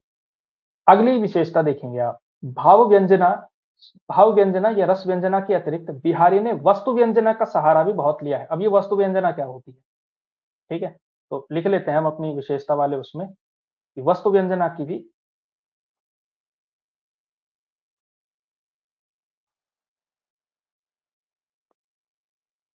वस्तु व्यंजना का भरपूर प्रयोग, ऐसा लिख सकते हैं। अब ये वस्तु व्यंजना क्या है अभी देखेंगे इसमें, ठीक है। विशेषता शोभा या कांति, सुकुमारता, विरहता, विरह की क्षीणता आदि के वर्णन में कहीं-कहीं वस्तु व्यंजना औचित्य की सीमा का उल्लंघन करके खिलवाड़ के रूप में हो गई है, ठीक है। ये एक क्रिटिसिज्म भी है। अभी आप देखेंगे बीच-बीच में कि इसकी कुछ विशेषताएँ भी हैं, कुछ खामियाँ भी हैं, जैसे कि हर कवि में है, लगभग हर कवि में है, ठीक है। तो देखिए जहाँ पे अब इस दोहे का मतलब देखो आप, तब आपको समझ में आएगा कि दरअसल वस्तु व्यंजना का इन्होंने प्रयोग कैसे किया हुआ है। ये दोहा देखिए कि पतरा की तिथि पाइए, वा घर के चहुपास, नित नित प्रति पुण्यों ही रहे आनन ओप उजास, ठीक है। ये क्या कह रहे हैं, अब इस यहाँ पे सिचुएशन ऐसी इमेजिन कर रहे हैं, शुक्ल वो सॉरी बिहारी कह रहे हैं कि जहाँ वो रहती है ना, अब ये नायिका की बात हो रही है, श्रृंगारिक कवि हैं तो हम केवल नायिका लिखेंगे, ठीक है, किसी उसका। तो नायिका उसके कह रहे हैं कि उसके घर के पास जो है आपको पंचांग लेकर के चलना पड़ेगा, कैलेंडर लेकर के जाना, क्यों? क्योंकि नित्य प्रति पुण्यो ही रहे आनन ओप उजास। आपको पता ही नहीं चलेगा कि आज कौन-सी रात है, कि आज जो है मतलब आप पक्ष का उस समय चाँद देख कर के करते थे लोग अंदाज़ा, है ना? तो अब लेकिन क्योंकि उसका जो तेज है, उसकी जो उसका जो सौंदर्य है, यानी वो इतनी सुंदर है कि उसके घर के आस-पास हमेशा पूर्णिमा ही रहती है, ठीक है? हमेशा क्या रहती है, नित्य प्रति पुण्यो ही रहे आनन ओप उजास, ठीक है? कि हमेशा जो है उजास, हमेशा उजाला रहता है उसके घर में, क्यों? क्योंकि वो इतनी सुंदर है। तो ये जो है कंपैरिज़न करने की कहीं न कहीं कोशिश है कि वो इतनी सुंदर है, जैसे चाँद चमकता रहता है, वो भी चमकती रहती है, और इस वजह से उसके घर के हर तरफ जो है पतरा की तिथि पाई है, हमेशा कैलेंडर लेकर के जाना पड़ता है, ठीक है? तो ऐसा है। अब दरअसल हुआ क्या, सोचा इन्होंने भल मनसाहत से ही था, यानी कि अच्छे इंटेंट से ही ये दोहा लिखा हुआ था, सौंदर्य वर्णन की ही कोशिश थी। लेकिन हुआ क्या, ये थोड़ा-थोड़ा मज़ाक भी हो गया साथ ही साथ में। कभी-कभी क्या होता है कि इस तरह के जो प्रयास होते हैं, कभी-कभी औचित्य की सीमा का उल्लंघन हो जाता है और वो खिलवाड़ बन जाता है। ये थोड़ा-थोड़ा हँसी आ रही है आपको ये मतलब ये दोहा समझ करके या पढ़ करके। तो जैसे मतलब कोई ऐसे कैसे कह सकता है कि भाई तुम्हारे घर में तो है ना, लाइट ही नहीं जलाते होंगे रात को, क्यों? तुम इतनी सुंदर हो, तुम्हारे तो लाइट आती रहती होगी। तो मतलब कोई बोलेगा कि ये किस तरह की बात है? ये तो फ़नी बात है ना, ये कोई कॉम्प्लीमेंट बात थोड़ी है ना? तो ये तो मज़ाक उड़ाना टाइप का मामला है, खिलवाड़ टाइप का मामला हो गया है। तो उसी तरह की बात जो है ये कह रहे हैं, ठीक है? तो इस तरह का दोहा है, तो उसी तरह के दोहे जो है ये इस तरह के सारे हैं, ठीक है? तो कभी-कभी क्या होता है, वस्तु व्यंजना जो है औचित्य की सीमा का उल्लंघन हो जाता है कभी-कभी, तो ये जो है एक लिमिटेशन भी है बिहारी के अंदर, ठीक है? अनेक स्थानों पर व्यंग्यार्थ को स्फुट करने के लिए बड़ी क्लिष्ट कल्पना अपेक्षित होती है, ठीक है? कभी-कभी क्या करना पड़ता है, ये क्लिष्ट कल्पना अपेक्षित होती है। अब जैसे कुछ-कुछ दोहे जो मैंने आपको बताया, जैसे वो भरे भवन वाला दोहा है या फिर जो बतरस लालच वाला दोहा है, तो उसमें क्या है, आप आसानी से समझ पा रहे हैं कि दरअसल है क्या। आप खुद ही कल्पना जो है कर पा रहे हैं कि अच्छा, अच्छा ऐसा-ऐसा हुआ होगा, समझ गया, चलो, चलो समझने के लिए हो जाता है मामला, आदमी आसान होता है।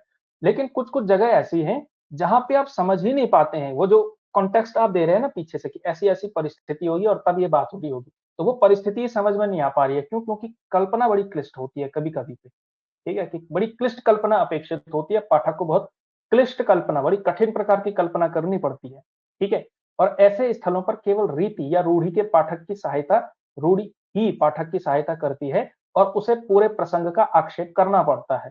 ऐसे दोहे बिहारी में बहुत से हैं, पर यहाँ जो है कुछ उदाहरण दिए गए हैं। जैसे क्या होता है कि कुछ जगहों पे क्लिष्ट कल्पना करनी पड़ती है, तो वहां पे क्या है, जो रीति है ना, जो पुरानी परंपरा है कि अच्छा ये वाला कॉन्टेक्स्ट है, इसके बारे में कही जा रही है बात, तब जो है वो करना पड़ता है। जैसे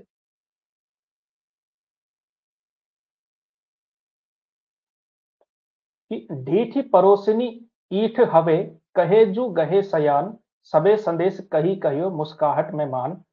ठीक है, या फिर जैसे ये दोहा है, नए बिरह बढ़ती बिथा, खरी बिकल जिय बाल।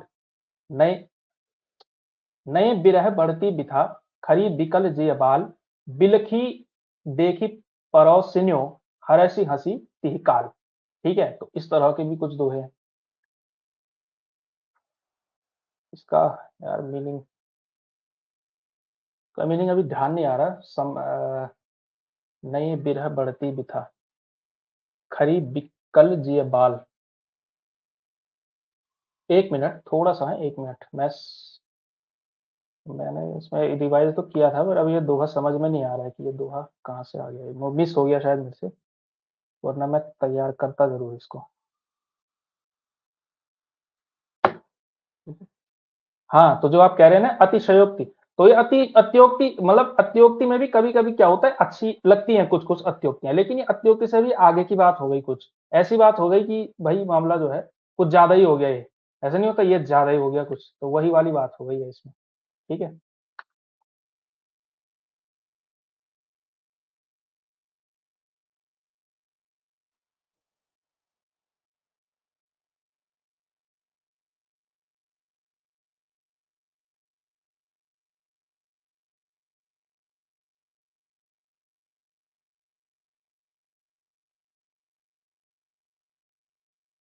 नए बिरह पड़ती बिथा, खरी बिकल जी बाल, बिलखी देखी परोसिन्यो, हरसी तही हंसी तिह काल।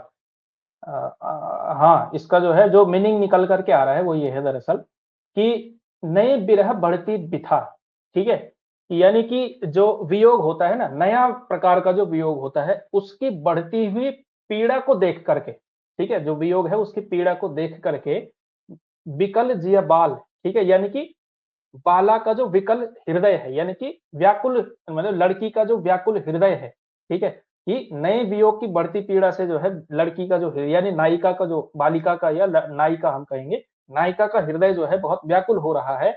और बिलख ही देखी पड़ोसिनो हरसी हंसी तिहि काल, यानी कि इस व्याकुलता को देख करके, उसकी व्याकुलता को देख करके जो पड़ोसी है वो उस समय जो है बहुत खुशी से हंस गई।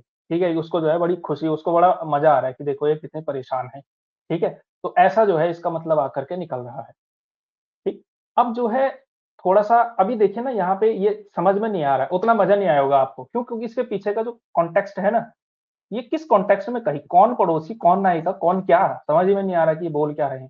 ठीक है, तो क्योंकि यहाँ पे हम जो वो कल्पना है ना, वो बड़ी क्लिष्ट प्रकार की कल्पना है, उसके पीछे का जो संदर्भ है, जैसे जो बतरस लालच वाले में जो हमने वो सिचुएशन इमेजिन कर ली थी ना, वो सिचुएशन हम बना गए थे, क्योंकि वहां पे तो आसान था मामला। अब यहाँ पे आसान, यहाँ पे समझ में नहीं आ रहा कि किस पड़ोसी की बात हो रही है, क्या बात हो रही है, कि मतलब उसका व्याकुल विरह देख करके पड़ोसी ने उसका जो देखा तो वो खुश हो गई।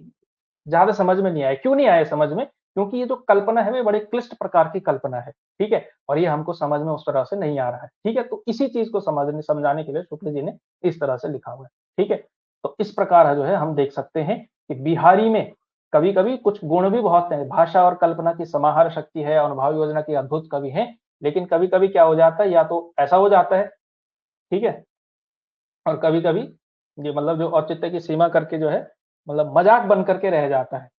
ठीक है, हँसी-मज़ाक का मामला बन जाती है। तारीफ़ करनी चाहिए थी और मज़ाक करवा कर के आ गए, ठीक है? और नायिका को लगेगा कि मेरी बेइज़्ज़ती कर रहा है, इस तरह का दोहा लिख दिया। और कहीं-कहीं पे क्या हो रहा है, कहीं-कहीं पे कल्पनाएँ बड़ी क्लिष्ट हैं, ठीक है? और इस वजह से वो दोहा उस स्तर पर नहीं पहुँच पा रहा है, ठीक? तो हालाँकि इससे जो है, इन उदाहरणों से ये बात तो आपको नज़र आ रही होगी कि गागर में सागर भरने का जो गुण है, जिसे हम समाहर शक्ति भी कह रहे हैं। तो गागर में सागर भरने का जो गुण है इतना प्रसिद्ध है, वो बहुत कुछ रूढ़ी की स्थापना से ही संभव हुआ। मतलब रूढ़ी की स्थापना से संभव यानी कि पहले से ही ये सारे के सारे संदर्भ मौजूद थे। जैसे राधा कृष्ण की जो आपसी जो थोड़ा-सा खींचतान, हँसी मज़ाक है, वो पहले से रूढ़ी उपस्थित थी। इसके अलावा जो नायक-नायिका के आप कह सकते हैं आँखों से जो इशारे या इत्यादि चीज़ें, ये पहले से रूढ़ी मौजूद थी। तो इस वजह से फिर हमें जो है बहुत दिक्कत हुई नहीं। तो उनको केवल और केवल जो है उसके अनुभवों को जो है व्यक्त कर देना था दोहे में, तब काम हो गया। क्यों? क्योंकि अगर नायिका भेद की प्रथा का इतने ज़ोर-शोर से नहीं चलाया गया होता, तो बिहारी जो है इस तरह की पहेली जो है बुझा ही नहीं पाते। तो फिर उनकी कविता जो है वो कविता नहीं लगती, पहेली टाइप की लगती। ठीक है? जैसे यहाँ पे थोड़ा-थोड़ा पहेली वाला भाव आ रहा है ना? तो अगर वो रूढ़ियाँ पहले से मौजूद नहीं होती, वो रेफरेंसेस पहले से मौजूद नहीं होते, तो जो है आप तब समझ ही नहीं पाते, ठीक है? जैसे मैं अगर आपसे एक बात कहूँ, जैसे फॉर एग्ज़ाम्पल जैसे आपसे एक एक जो है किसी ने माना एक कविता की पंक्ति है, कुछ भी लिखी हुई माना राम के वन गमन पर लिखी हुई है, कि राम जो है वन गए और इस तरह से कुछ भी एक एक मतलब एक दोहा सा ही लिखा हुआ है कि राम वन गए और जो है पूरी जनता बड़ी व्याकुल है, बड़ी परेशान है, दशरथ जी भी बड़े परेशान हैं। ठीक है? ये दोहा लिखा हुआ है, ठीक है? अब इसके पीछे की जो रूढ़ी है ना, इसके पीछे का जो कॉन्टेक्स्ट है वो पहले से मौजूद है। आपको पता है कि राम कौन है, दशरथ कौन है, राम वन गए तो क्यों गए, उसका पूरा कॉन्टेक्स्ट, उसका पूरा मर्म और जो घोड़े इत्यादि हैं वो सारे दुखी क्यों हैं, तो ये दोहा आपकी समझ में आ जाएगा, क्योंकि रूढ़ी जो है पहले से ही स्थापित हो चुकी है। अब फॉर एग्ज़ाम्पल मैं आपको कहानी सुनाऊँ कि लेकिन फिर जब रमेश अपने घर आया तो उसने देखा कि उसके घर पर कुछ भी नहीं है। माना ये कविता की पंक्ति है फॉर एग्ज़ाम्पल। आप कहेंगे कौन रमेश, कौन-सा घर, क्या? क्यों? क्योंकि वो रूढ़ी उपस्थित है ही नहीं वहाँ पे। तो वो रूढ़ी जब पहले से ही स्थापित नहीं है, तो वो समझने में दिक्कत होती है, ठीक है? तो यही वाली बात है कुल मिलाकर के इसको समझाने का प्रयास इसी तरह से किया हुआ है कि पहले से ही वो रूढ़ियाँ स्थापित थी, इसी वजह से बिहारी जो है गागर में सागर भर पाए। फिर उनको केवल और केवल जो आँखों के इशारे हैं, जो वो सारी चीज़ें हैं, वही बस व्यक्त करना था, वो कर पाए, ठीक है? आगे आती हैं उनकी अलंकार योजना पर, ठीक है? तो अलंकार योजना भी इस कवि ने बड़ी निपुणता से की है। किसी-किसी दोहे में कई अलंकार उलझ पड़े हैं और उनके कारण कहीं भद्दापन नहीं आया। ठीक है? तो ये जो है एक विशेषता आप शिल्पगत विशेषता में आप मान सकते हैं इनकी कि भाषा के स्तर पे तो हमने देखा ही, शिल्प के स्तर पर एक ये है अलंकार अलंकार योजना। अलंकार योजना भी क्या है? अच्छी है या कह सकते हैं निपुण कवि हैं। ठीक है? निपुणता से प्रयोग किया हुआ है अलंकारों का।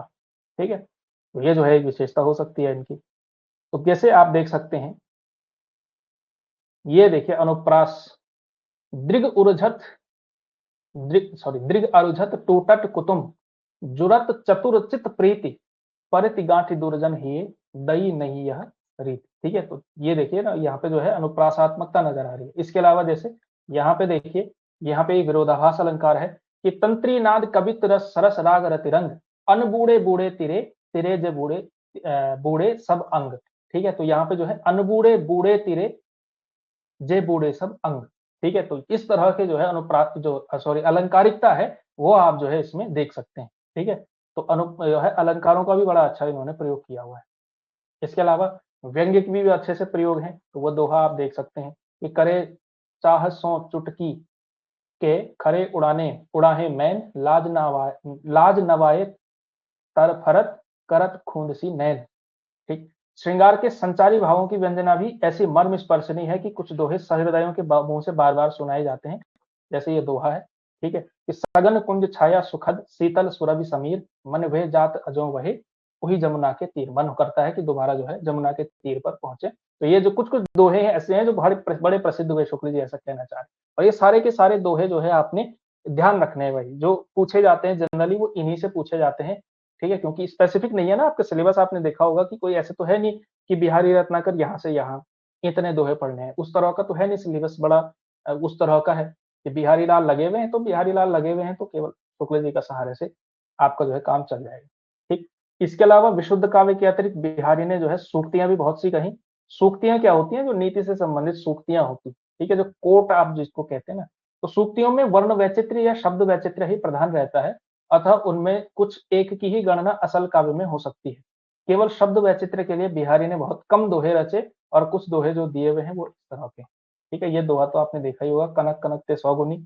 यद्यपि सुंदर सुघर पुनि सगुणो दीपक देह, तऊ प्रकाश करे तितो भरिये जितो स्नेह, कनक कनक ते सौगुनी मादकता अधिकाय, वह खाए बौराए जग, वह पाए गौराए। ठीक है, तो पर बारों उर्वशी सुनि राधिके सुजान, तू मोहन के उर्वशी भेष उर्वशी समान है। और ये बहुत बार पूछा जाता है, यमक अलंकार का उदाहरण है ये। ठीक है, उर्वशी अलग है, उर्वशी अलग है, उर्वशी अलग है। ठीक है, तो ये यमक अलंकार के उदाहरण में पूछा जाता है। कनक कनक आप लोग जानते हैं, ये भी पूछा जाता है। तो इस प्रकार से जो है ये सब है। ठीक है, चलिए, इसके अलावा ये एक इंपॉर्टेंट बात है,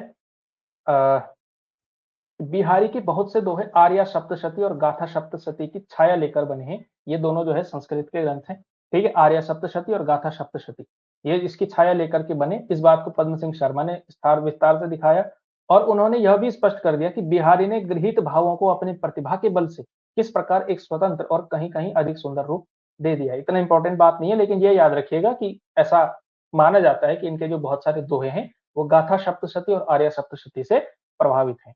ठीक है, तो ये तो बात हो गई इनकी दोहों की, इनमें क्या-क्या इस विशेषताएँ हैं, क्या-क्या चीज़ें हैं।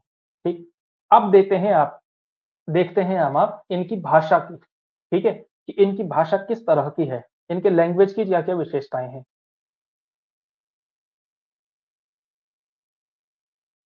ठीक है, तो भाषा की विशेषताओं में देखिए कि बिहारी की भाषा चलती होने पर भी साहित्यिक है। इंपॉर्टेंट स्टेटमेंट है कि भाषा क्या है, चलती है। चलती का मतलब क्या होता है, जो उस समय पर यूज हो रही थी। ठीक है, तो चलती होने पर भी भाषा क्या है, साहित्यिक है। वाक्य रचना व्यवस्थित है और शब्दों के रूप का व्यवहार एक निश्चित प्रणाली पर है। ठीक है, कि वाक्य रचना भी व्यवस्थित है। ठीक है, एक जो स्ट्रक्चर होता है वाक्य का वो भी ठीक है, भाषा भी साहित्यिक है, और शब्दों का जो रूप है, रूप का जो व्यवहार है, यानी शब्द रूप का व्यवहार आप समझ रहे हैं। कई लोग क्या करते हैं, शब्द को तोड़ मरोड़ करके पेश करते हैं। जैसे भूषण के बारे में शुक्ल जी ने लिखा है, कहीं कहीं जो है ये शब्द फिट करने के लिए उसको तोड़ मरोड़ करके पेश करते हैं। ठीक, लेकिन शब्दों के रूप का जो व्यवहार है उस प्रणाली पर जो है वो प्रयोग करते हैं बिहारी। ठीक, यह बात बहुत कम कवियों में पाई जाती है। ठीक है, ब्रजभाषा के कवियों में शब्दों को तोड़ मरोड़ कर विकृत कर देने की आदत बहुतों में पाई जाती है। भूषण और देव ने शब्दों का बहुत अंग भंग किया और कहीं कहीं गढ़त शब्दों का व्यवहार किया, यानी कि खुद ही शब्द बना दिया। ठीक है, तो ऐसी जो है कुछ कुछ कवियों ने किया हुआ भी है। बिहारी की भाषा इस दोष से भी बहुत कुछ मुक्त है। ठीक, तो आप कुल मिलाकर के कह सकते हैं कि भाषा के स्तर पर तो बिहारी एक अच्छे कवि आप कह सकते हैं। भाषा साहित्यिक भाषा है, वाक्य रचना व्यवस्थित है, शब्द रूपों की निश्चित प्रणाली पर चलते हैं। इसके अलावा शब्दों को तोड़ मरोड़ करके विकृत नहीं करते और गढ़त शब्द, मन मर्जी के शब्द नहीं घुसाते। ठीक, इस तरह की चीजें करते ही करते। ठीक है, इसके अलावा कुछ कुछ एक्सेप्शन दिए हुए, इतनी इंपॉर्टेंट चीज नहीं है। ठीक, तो ये तो इनकी विशेषता है। ठीक, लेकिन बिहारी ने यद्यपि लक्षण ग्रंथ के रूप में अपनी सतसई नहीं लिखी। आप भी जानते हैं लक्षण ग्रंथ के रूप में नहीं लिखी है, इसी वजह से रीति सिद्ध कवि है, रीतिबद्ध कवि नहीं। पर नक्षिक, नायिका भेद, षट ऋतु के अंतर्गत उनके सब श्रृंगारी दोहे आ जाते हैं। इसीलिए तो ये रीति सिद्ध कवि हैं कि लक्षण ग्रंथ नहीं लिखा, लेकिन इनकी जो कविता है वो इन्हीं सारी रीतियों पर आधारित है। नक्षिक, नायिका भेद, शत ऋतु वर्णन, ये सारी जो श्रृंगारिकता वाली चीजें हैं उन्हीं सारी चीजों पर आ जाती है। ठीक है, और कई टीकाकारों ने दोहों को इस प्रकार के साहित्य क्रम के साथ रखा भी है। ठीक है, इसलिए दोहों को बनाते समय बिहारी का ध्यान लक्षणों पर जरूर था। इसलिए हमने बिहारी को रीतिकाल के फुटकल कवियों में नहीं रखा, उक्त के प्रतिनिधि कवियों में ही रखा है। तो ये जो है ये उस समय वर्गीकरण नहीं हुआ था, रीतिबद्ध, रीति सिद्ध, रीति मुक्त, मैंने पहले भी बताया है। ठीक है, ये जो वर्गीकरण किया है ये तो डॉक्टर नगेंद्र और फिर विश्वनाथ प्रसाद मिश्र और अन्य आलोचकों ने किया। उस टाइम पे ये वाला वर्गीकरण नहीं था। ठीक है, तो इतना जो है आप लोग ध्यान रखिएगा कि बिहारी ने जो है लक्षणों पर ध्यान जरूर दिया, लेकिन लक्षण ग्रंथ नहीं लिखा। ठीक है, चलिए, इसके अलावा अब आता है दरअसल क्रिटिसिज्म, कि बिहारी की दरअसल कमियां क्या है। ठीक, कि बिहारी की कृति का मूल्यांकन जो बहुत अधिक आंका गया है उसे अधिकतर रचना की बारीकी या काव्यांगों के सूक्ष्म विन्यास की निपुणता की ओर ही मुख्यतः दृष्टि रखने वाले पारखियों के पक्ष से समझना चाहिए, उनके पक्षों से समझना चाहिए जो किसी हाथी दांत के टुकड़ों पर महीने बेल बूटे देख घंटों वाह-वाह किया करते हैं। ठीक है? ये कुल मिलाकर के ऐसा कह रहे हैं कि पक्ष से नहीं समझना चाहिए, होना चाहिए। ठीक है? ये क्या कहना चाह रहे हैं कि देखो जो बिहारी की कविता है ना, बिहारी की कविता में अगर आप देखेंगे रचना की बारीकी देखेंगे, काव्यांगों का सूक्ष्म विन्यास की निपुणता देखेंगे, ठीक है? तो उनकी नजर से तो ये बढ़िया कवि है, नहीं भी नहीं आना चाहिए, उनकी नजर से बढ़िया है, जो विन्यास की निपुणता इसी सारी चीजों में देखते हैं। यानी कि कुल मिलाकर के ऐसे माइंडसेट के लोग जो आप कह भाषा में जो कि वाह-वाह वाले करते हैं, जो आजकल जो गज़ल सुनते हैं, वैसा वाला जो माहौल रखते हैं। उनको लगता है हम कितना महान साहित्य जो है पढ़ रहे हैं, मतलब सुन रहे हैं, जगजीत सिंह की गज़ल लगी हुई है और जो है चीयर्स चल रहा है। वो जो इस तरह के माइंडसेट उनको लगता है बहुत अच्छा अदब सुन रहे हैं, बहुत बढ़िया पोएट्री जो है हम सुन रहे हैं, ठीक है? चुपके-चुपके रात-दिन आँसू बहाना याद है, हमको अब तक आशिकी का वो ज़माना याद है। इस तरह की जो कविता को समझते हैं ना कि वाह-वाह! क्या ही बात कह दी। तो उस पर जो वाह-वाह करते हैं, उस तरह के जो माइंडसेट वाले कवि हैं, तो ये आज के रसिक हैं, उस टाइम के रसिक ऐसे हुआ करते थे जो आज से 100 साल पहले हुआ करते थे। तो 100 साल पहले क्या हुआ करते थे, जो हाथी दाँत के टुकड़े पर महीन बल बेल बूटे देख कर के घंटों वाह-वाह किया करते हैं। जैसे किसी ने हाथी दाँत पर जो है बढ़िया सी कारीगरी दिखा दी, उसी पर कह रहे वाह-वाह! कमाल ही कर दिया आपने तो, आर्ट हो गया जी ये तो। तो इस तरह के माइंडसेट के जो लोग हैं, उन्हीं को बिहारी पसंद आते हैं। ये जो है शुक्ल जी कहना चाह रहे हैं, ठीक है? उनको ये बहुत अच्छे कवि लगते हैं, लेकिन किनको नहीं लगते हैं जो हृदय के अंतःस्थल पर मार्मिक प्रभाव चाहते हैं, किसी भाव की स्वच्छ निर्मल धारा में कुछ देर अपना मन मग्न रखना चाहते हैं, उनका संतोष बिहारी से नहीं हो सकता।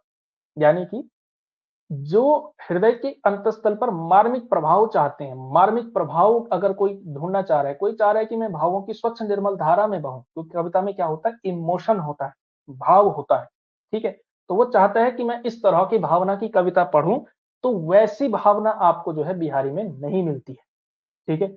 बिहारी का काव्य हृदय में किसी ऐसी लय या संगीत का संचार नहीं करता, जिसकी स्वर धारा कुछ काल तक गूंजती रहे। ठीक?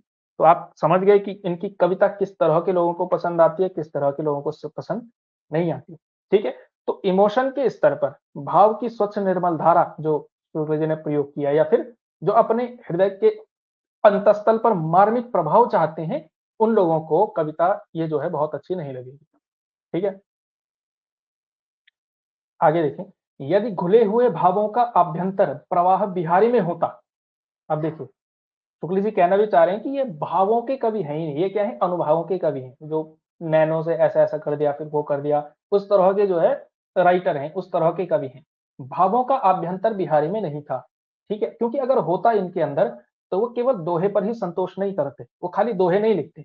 बड़ा आश्चर्य होता है कि बिहारी जैसा प्रतिभावान कवि जो है, केवल दोहा लिख रहा है। क्यों लिख रहा है? क्योंकि उनको बहुत ज़्यादा मतलब नहीं था शुक्ल जी के अनुसार कि भावों का अभ्यंतर प्रभाव बिहारी के अंदर नहीं था, इस वजह से वो खाली दोहे लिखते रहे, क्योंकि दोहा जो है छोटा होता है ना? 2 पंक्तियों में कह दी आपने बात, 24-24 मात्राओं के अंदर 48 मात्राओं में एक पंक्ति कही और जो है दरबारी खुश हुए, वाह-वाह किया, कमाल कर दिया तो वो सारी चीज़ें हुई, उस पर ही जो है अशर्फ़ी मिल गई, खुश हो गए, ठीक है? तो भावों का जो है आभ्यंतर प्रवाह बिहारी के अंदर नहीं था, यानी अंदरूनी जो प्रवाह होता है, भावों इमोशन का फ्लो है, वो बिहारी की कविता में नज़र नहीं आता है, ठीक? मार्मिक प्रभाव का विचार करें, तो देव और पद्माकर के कवित्व सवैयों का सा गूंजने वाला प्रभाव बिहारी के दोहों का नहीं पड़ता। ठीक है? कि देव और पद्माकर के जो कवित्व सवैये हैं, उनका जैसा प्रभाव पड़ता है, मार्मिक प्रभाव पड़ता है, वैसा बिहारी की कविता पर कविता पढ़ने से नहीं मिलता। ठीक है? और अभी जब हम घनानंद पढ़ेंगे ना, तब हम आपको बताएँगे कि कविता श्रृंगारिक हो कोई बात नहीं, श्रृंगार भी उत्कृष्ट स्तर का होना चाहिए, वो भावना के स्तर का होना चाहिए। वो क्या होना चाहिए? वो शारीरिक स्तर का नहीं होना चाहिए कुल मिलाकर के, ठीक है? तो जब आप घनानंद का श्रृंगार पढ़ेंगे ना, तब बिहारी के श्रृंगार से हम एक कंपैरिज़न करेंगे, एक तुलना करेंगे और तब देखेंगे कि दरअसल फ़र्क क्या है उनमें, ठीक? और एक ये बहुत इम्पोर्टेंट बात है, ये बहुत बार पूछा भी गया है। दूसरी बात यह है कि भावों का बहुत उत्कृष्ट और उदात्त स्वरूप बिहारी में नहीं मिलता, ठीक है? जो उदात्त स्वरूप है ना, भावों का एक उदात्त स्वरूप होता है, जो ऊँचे स्तर के भाव होते हैं, श्रृंगार के अंदर या प्रेम के जो ऊँचे भाव होते हैं, वो बिहारी में नहीं मिलते। कविता उनकी श्रृंगारी तो है, पर प्रेम की उच्च भूमि पर नहीं पहुँचती, नीचे ही रह जाती है। जो प्रेम की उच्च भूमि है, तो प्रेम की उच्च भूमि क्या है? जब क्या हो, भावों का जो है उत्कृष्ट प्रवाह हो, भावों का आभ्यंतर प्रभाव जैसे शब्द प्रयोग किया हुआ है, मार्मिक पक्ष है, मार्मिक स्थल है, ये सारी जो चीज़ें हैं, ये जो है यहाँ तक बिहारी की कविता पहुँचती ही नहीं है। उनकी कविता केवल शारीरिक स्तर पर रह जाती है। तो ये प्रेम की क्या है उच्च भूमि नहीं है, ये प्रेम की निचली भूमि है, जहाँ पर केवल शारीरिक चीज़ों का जो है आदान-प्रदान या आप कह सकते हैं केवल उन्हीं चीज़ों का जो है वर्णन वहाँ पर हो रहा है।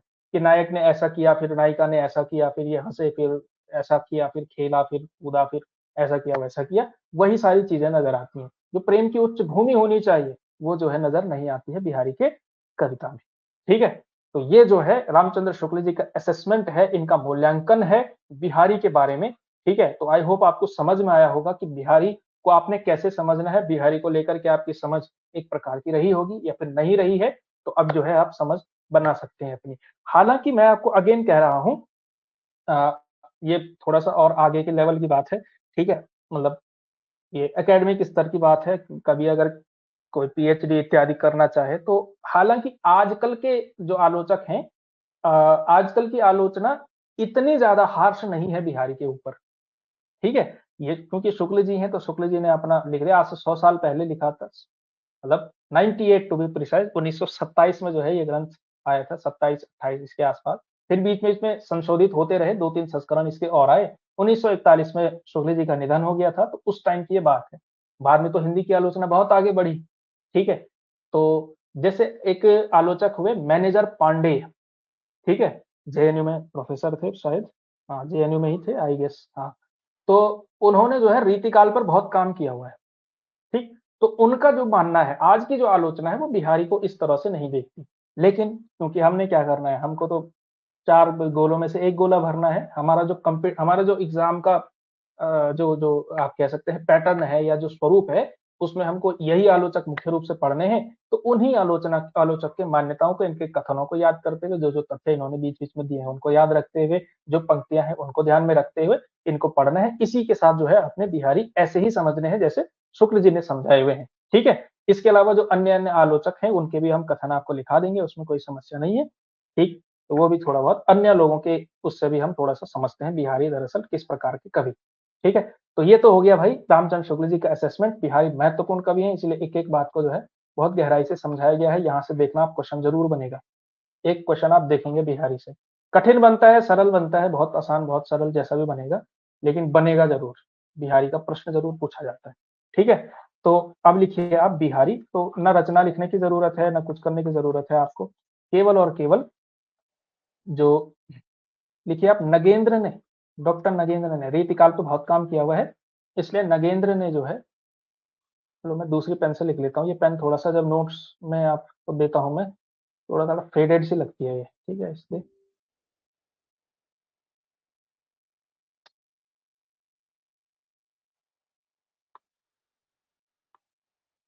तो बिहारी हेडिंग बनाइए, बिहारी। अब पहला पॉइंट लिखिए कि नगेंद्र ने, डॉक्टर नगेंद्र ने इन्हें जो है ध्वनिवादी कवि कहा है। अब ये ध्वनिवाद क्या है, ये आएगा आपका काव्य शास्त्र में। ठीक है, ध्वनिवादी कहा है। काव्य शास्त्र पढ़ने के बाद जो रीतिकाल पर आपकी समझ बनेगी ना, वो बहुत नेक्स्ट लेवल की बन जाएगी कि ध्वनिवादी क्या होता है, कैसे होता है। फिर आप अगर विवेचन करना चाहें, थोड़ा सा एक्स्ट्रा करना चाहें, सोचना मंथन करना चाहें, तो आप बहुत अच्छे से कर सकते हैं। ठीक है, तो ध्वनिवादी कहा है। इसके अलावा राधा चरण गोस्वामी, वैसे ये सारी चीजें आपने पढ़ी भी होंगी, ये राधा चरण गोस्वामी ने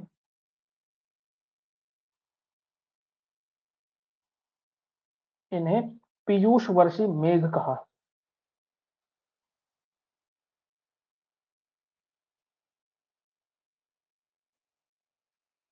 ठीक है, तो जनरली यही सारी चीजें हैं कि किसने क्या क्या कहा हुआ है। इसके अलावा एक कोट लिखिए,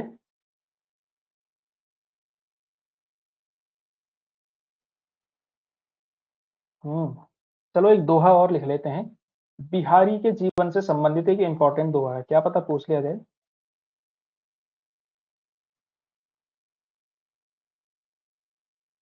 बिहारी के बाल्यकाल एवं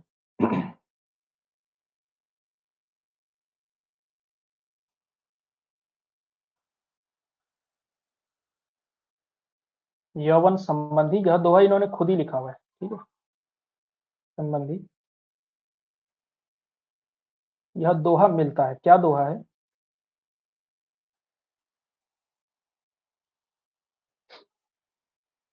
जन्म ग्वालियर जानिए,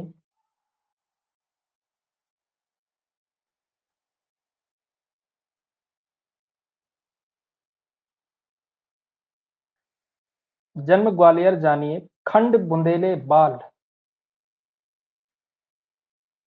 बाल्यकाल जो है कहाँ बीता? बुंदेलखंड में। खंड बुंदेले बाल, तरुणाई आई सुखद।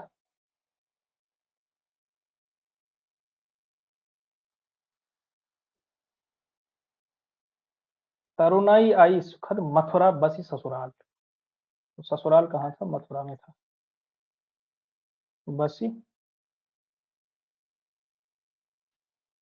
ससुराल। ठीक है। तो ये जो है बिहारी का बाल्यकाल और यौवन संबंधी ये जो है दोहा मिलता है। ठीक। इसके अलावा लक्ष्मी सागर वार्ष्णेय बहुत महत्वपूर्ण आलोचक नहीं है, लेकिन इन्होंने तुलना की भी है, तो लिख ही लो। ठीक है, लक्ष्मी सागर वार्ष्णेय है कि तुलसी के मानस के बाद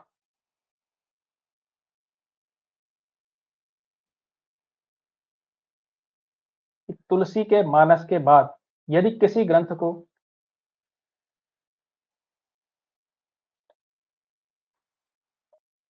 यदि किसी ग्रंथ को साहित्यिक लोकप्रियता हासिल हुई या प्राप्त हुई,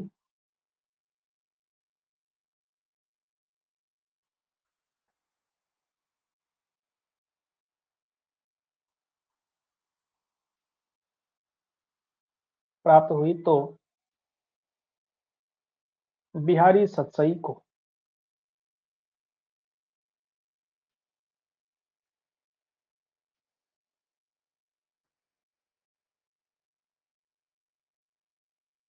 ठीक है, तो ये जो है आप याद रख सकते हैं एक।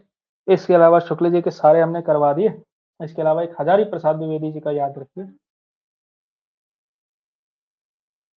हजारी प्रसाद द्विवेदी जी का करिए तैयार।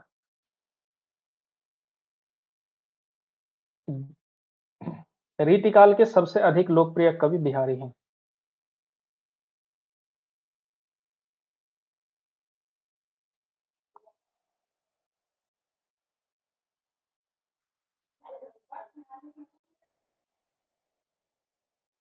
सबसे अधिक लोकप्रिय कवि कौन है? बिहारी हैं।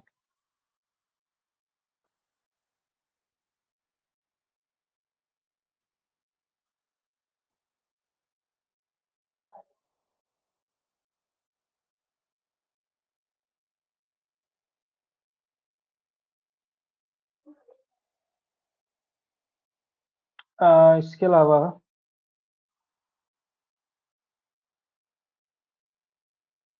एक और कथन लिख लीजिए इन्हीं का।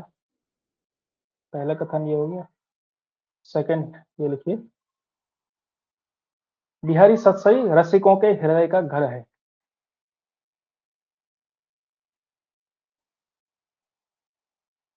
बिहारी सतसई रसिकों के हृदय का घर है।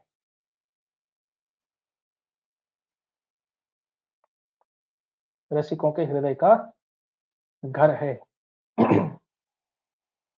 ठीक है, तो ये हो चुका है। इसके अलावा हाँ, देखिए इसमें जो है बिहारी पर काम करने वालों में एक बहुत महत्वपूर्ण आलोचक तो नहीं, आलोचक बंधु हैं, मिश्र बंधु। ठीक। तो मिश्र बंधुओं का काम है। इसके अलावा जैसे अभी आपको थोड़ी देर पहले वहां नाम दिखा था आपने, पद्म सिंह शर्मा। तो पद्म सिंह शर्मा का काम है।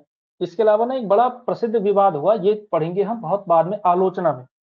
ठीक है, तो द्विवेदी युगीन आलोचना में एक प्रकार की खास प्रकार की आलोचना आती है, तुलनात्मक आलोचना, जहां पे दो कवियों का कंपैरिजन करके जो है आलोचना की जाती है। ठीक है, उस समय बड़ी प्रसिद्ध हुई थी ये। तो उसमें एक बड़ा प्रसिद्ध आलोचना का विवाद है, बिहारी बनाम देव का विवाद। ठीक है, उस समय एक बहुत बड़ी डिबेट चल पड़ी कि बिहारी की हिंदी का सबसे बड़ा कवि कौन है, हिंदी का सबसे महान कवि कौन है। ठीक है, मतलब महान कवियों में से एक कौन, जैसे सूरदास और तुलसीदास इत्यादि इत्यादि तो कवि महान है ही, इसके अलावा और कौन महान कवि है, तीसरा कौन है। ठीक है, तो दो लोगों का नाम था बिहारी या देव। ठीक, तो यहाँ पर एक बड़ा विवाद चला था, तो उसमें कुछ लोगों ने देव के पक्ष में तर्क दिए थे, कुछ ने बिहारी के पक्ष में तर्क दिए थे, तो वो वहां पे हम आएंगे, वहां पे मिश्र बंधुओं का नाम आएगा भी, ठीक है, तो वो सब चीजें हो जाएंगी। लेकिन इसके अलावा देखिए आप मिश्र बंधुओं का कथन देख ही लेते हैं।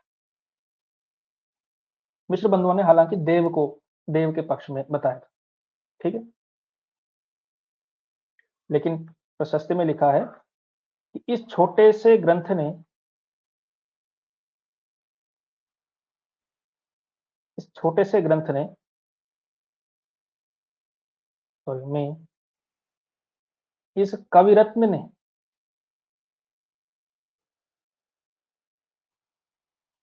इस कविरत्न ने मानो समुद्र कूजे में भर दिया है, मानो समुद्र जो है कूजे में भर दिया, गागर में सागर वाली बात है ना, में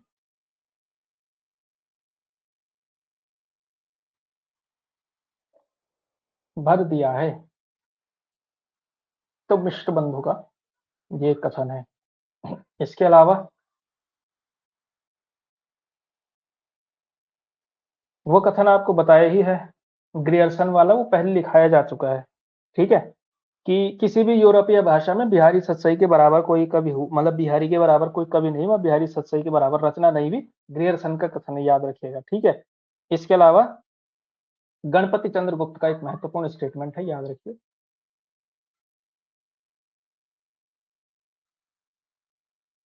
गणपति चंद्रगुप्त, देखिए काव्य हेतु होता है, काव्य हेतु क्या होते हैं, पता होगा आपको, चलो बताओ जरा, क्या पता आपको आता हो, काव्य हेतु क्या होते हैं, ठीक है, तीन चीजें होती हैं।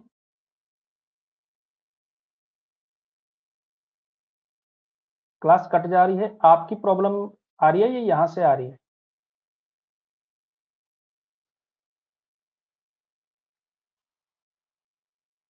ये देखना पड़ेगा, बाकियों को भी आ रही है कि क्लास में प्रॉब्लम नेटवर्क की?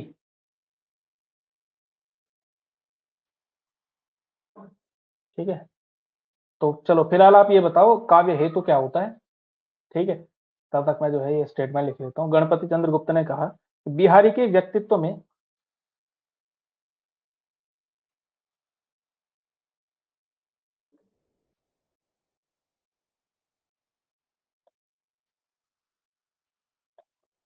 तीनों गुणों, ब्रैकेट छोड़ देता हूं मैं, उसी में लिखा हुआ है, तीनों गुणों का समन्वय मिलता है।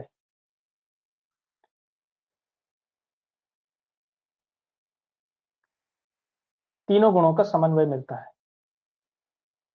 अच्छा, आपको नहीं आई, हाँ बताइए, चलो तीन ये बताओ, चलो काव्य हेतु बताओ, तीनों गुण वही हैं, काव्य हेतु है ये, ठीक है, तो वो बताओ आप, तो मैं लिख लेते हैं तब तक हम, मतलब नहीं आता है कोई, किसी को तो आता होगा, नहीं आता है तो कोई बात नहीं, मतलब अभी तक काव्य शास्त्र पढ़ा नहीं है आपने, तो मैं देख रहा हूँ कि क्या पता फैक्चुअल आपको आता है कि नहीं आता है, मतलब मैं ये नहीं पूछ रहा हूँ कि आप पूरा जो है थ्योरेटिकली बताओ, केवल तीन शब्द लिखना है आपने, छोटे छोटे बस, ठीक। और एक जो है कृष्ण बिहारी मिश्र जी का लिखे, ये भी आलोचक हुए, ये उसी विवाद के एक बड़े आलोचक थे, इन्होंने भी देव को ही जिताया था, मतलब इन्होंने ही स्थापित किया था। कृष्ण बिहारी मिश्र का है, तो बिहारी की कविता यदि जूही या चमेली का फूल है,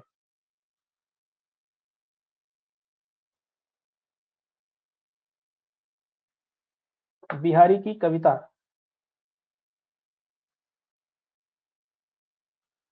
यदि जूही या चमेली का फूल है,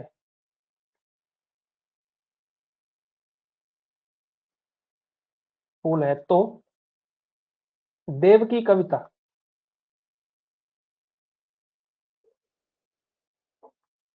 तो देव की कविता गुलाब या कमल, गुलाब या गुलाब या कमल का सुमन है, ठीक है, तो ये जो है कृष्ण बिहारी मिश्र जी का है। इसके अलावा एक ये शक्कर की रोटी वाला भी कह ही लो यार, ये भी आता है, ये आता तो नहीं है बट बहुत जगहों पे देखा होगा आपने ये, ठीक है, कि पद्म सिंह शर्मा ने लिखा है, जिन्होंने ये स्थापित किया कि इनका जो गाथा सप्तशती और आर्य सप्तशती से प्रभावित है, ठीक है, ये शुक्ल जी ने इनके बारे में इनका कंट्रीब्यूशन लिखा हुआ भी है, पद्म सिंह शर्मा का कि बिहारी सतसई के दोहे खांड की रोटियां, खांड यानी शक्कर,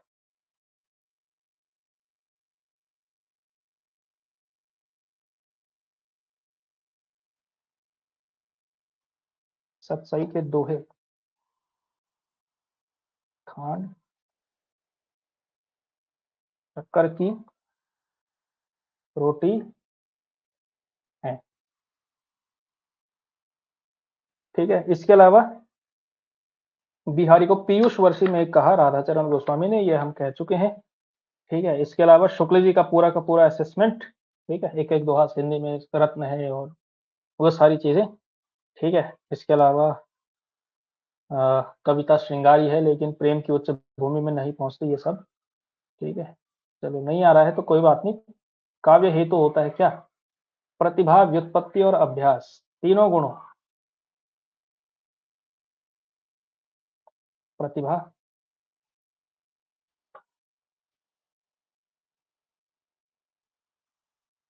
व्युत्पत्ति एवं अभ्यास। ठीक है, व्युत्पत्ति की जगह व्युत्पत्ति को अध्ययन भी कहते हैं। कुल मिलाकर के काव्य हेतु यानी कि कौन सी चीजें नेसेसरी होती हैं कविता, मतलब कवि होने के लिए। तो कई लोग मानते हैं कि 3 है, कई लोग एक ही, केवल कुछ लोग केवल प्रतिभा को मानते हैं, कुछ आचार्य केवल कहते हैं कि प्रतिभा जैसा कुछ नहीं होता है, व्युत्पत्ति और अभ्यास से सब हो जाता है। ठीक है, ऐसे ऐसे मान्यताएं हैं, लेकिन जनरली 3 मानी जाती है। प्रतिभा यानी कि टैलेंट है ना। कवि को या तो मतलब उनका प्रतिभा को जो मानते हैं उनका मानना यह है कि कवि जो है बनाया नहीं जा सकता, कवि जो है पैदा होता है।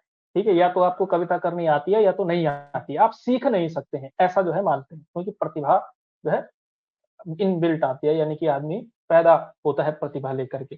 कई लोग व्युत्पत्ति को, व्युत्पत्ति यानी कि अध्ययन, और तीसरा होता है अभ्यास यानी कि प्रैक्टिस। लेकिन 3 काव्य है तो जनरली माने जाते हैं, प्रतिभा भी हो, व्युत्पत्ति भी हो और अभ्यास भी हो। तो गणपति चंद्र गुप्त ऐसा कह रहे हैं कि बिहारी की व्यक्तित्व में तीनों गुणों, प्रतिभा, व्युत्पत्ति और अभ्यास जो है, इन सबका समावेश मिलता है, इन सारी चीजों का समन्वय मिलता है। ठीक है, तो ये है भैया आपके बिहारी। ठीक है, तो बिहारी हो तो गए हैं आज की क्लास में कंप्लीट। बिहारी में टाइम भी लगता है, ठीक है, लेकिन हमने कर लिया एक पूरी क्लास लगा करके। महत्वपूर्ण कवि हैं, पढ़िएगा इनको आराम से। ठीक है, जो दोहे आपको बताए गए हैं वो दोहे आप लोग पढ़िए, समझिए, जानिए। ठीक, इसके अलावा जो आपका थोड़ा बहुत जो हल्का फुल्का जो अलंकार जब आएगा ना, तो उसमें जो है बहुत सारे दोहे, हम कोशिश ये करेंगे कि जो दोहे आए या जो उदाहरण आए कि किसी भी संदर्भ में आए, चाहे जैसे अलंकार पढ़ते हुए आते हैं या छंद पढ़ते हुए आते हैं, तो हम ऐसा करेंगे कि उन सारी चीजों को पढ़ते हुए दोहे या पंक्तियां वहीं से लेंगे जो हमारे सिलेबस में है। ठीक है, हम कुछ ऐसा नहीं लेंगे जो केवल समझने के लिए हम कहीं से उठा लिया या वो कर लिया, इन्हीं में से लेंगे और ब्रैकेट में लिख भी लेंगे कि ये इनका है, ताकि पंक्तियां आपको जो है रिवीजन होता रहे। अब कविता की पंक्तियां बहुत पूछी जाती हैं, इसलिए जो है हम ऐसा करेंगे इसमें। ठीक है, तो बिहारी के जो है खास करके शब्द अलंकार के संदर्भ में तो बहुत ही ज्यादा आता है इनका। ठीक, तो ये है आपके बिहारी। ठीक है, तो इनको पढ़िए, अच्छे से करिए तैयार। ठीक है, कोई डाउट इत्यादि हो तो आप पूछ सकते हैं, क्या कोई समस्या हो या कुछ समझ में ना आया हो तो वो सारी चीजें कर सकते हैं। इसके अलावा जो हमने लिखे हैं कुछ आलोचकों के हैंड रिटन नोट्स आप बनाइए, जैसे मैंने कल कहा था आपसे कि कैसे आप हैंड रिटन नोट्स तैयार कर सकते हैं। ठीक है, शॉर्ट नोट्स बनाइए। टाइम मैनेजमेंट का, तो टाइम मैनेजमेंट का क्या बताना है, बताया तो था आपको टाइम मैनेजमेंट कैसे किया जा सकता है। देखो, 1.5 से 2 घंटे तो आपको निकालने पड़ेंगे। देखो, टाइम मैनेजमेंट का मतलब केवल डेली टाइम मैनेजमेंट भी नहीं है ना। टाइम मैनेजमेंट का एक मतलब एक और है, एक बड़ा मतलब होता है। टाइम मैनेजमेंट आप डेली हिसाब से मत देखो, जब भी टाइम मिलता है तब पढ़ लो। जरूरी नहीं है कि आप रोज 2 घंटे पढ़ो। ठीक है, कभी 2 घंटे पढ़ो, कभी 10 मिनट पढ़ो, कभी 3 घंटे पढ़ो, कोई फर्क नहीं पड़ता उससे। तो पहली चीज तो ये है कि no hard and fast rule, no and rule नहीं है कि आपने इतना ही पढ़ना है। ठीक है, जिस जिस दिन जितना टाइम मिल रहा है, हर दिन अलग होता है भाई। ठीक, इसके अलावा मैंने आपसे कहा था कि अगर आप चाहें तो जो है रोज जितना भी आप पढ़ें, चाहे 2 कवि पढ़ें, जैसे आज हमने केवल एक ही कवि पढ़ा बिहारी, हालांकि बड़े कवि है मैं मान रहा हूं, लेकिन आ, आ, लेकिन जो है आप इनके शॉर्ट नोट्स जरूर बनाइए। अपनी उसमें क्या करना है, आपने शॉर्ट नोट्स बनाने हैं। ठीक है, ऐसा मैं इसलिए कह रहा हूं ताकि एक बार अगर आपने ये नोट्स बना लिया ना, बाकी जो है आप जो है फिर कम, तभी तो टाइम मैनेजमेंट हो पाएगा। एक बार आपने ये मेहनत कर ली तो बाकी फिर आपको जो है उतनी मेहनत नहीं करनी पड़ेगी उसमें। फिर आपने जो है आप फिर एक ही फिर आप 2 घंटे में पूरा रीतिकाल कर लेंगे, और जब 2 घंटे में कर लेंगे तो अगली बार 1 घंटे में पूरा रीतिकाल पूरा होगा, और कंटेंट उतना ही होगा। ऐसा नहीं कि फिर आप कम पढ़ रहे होंगे।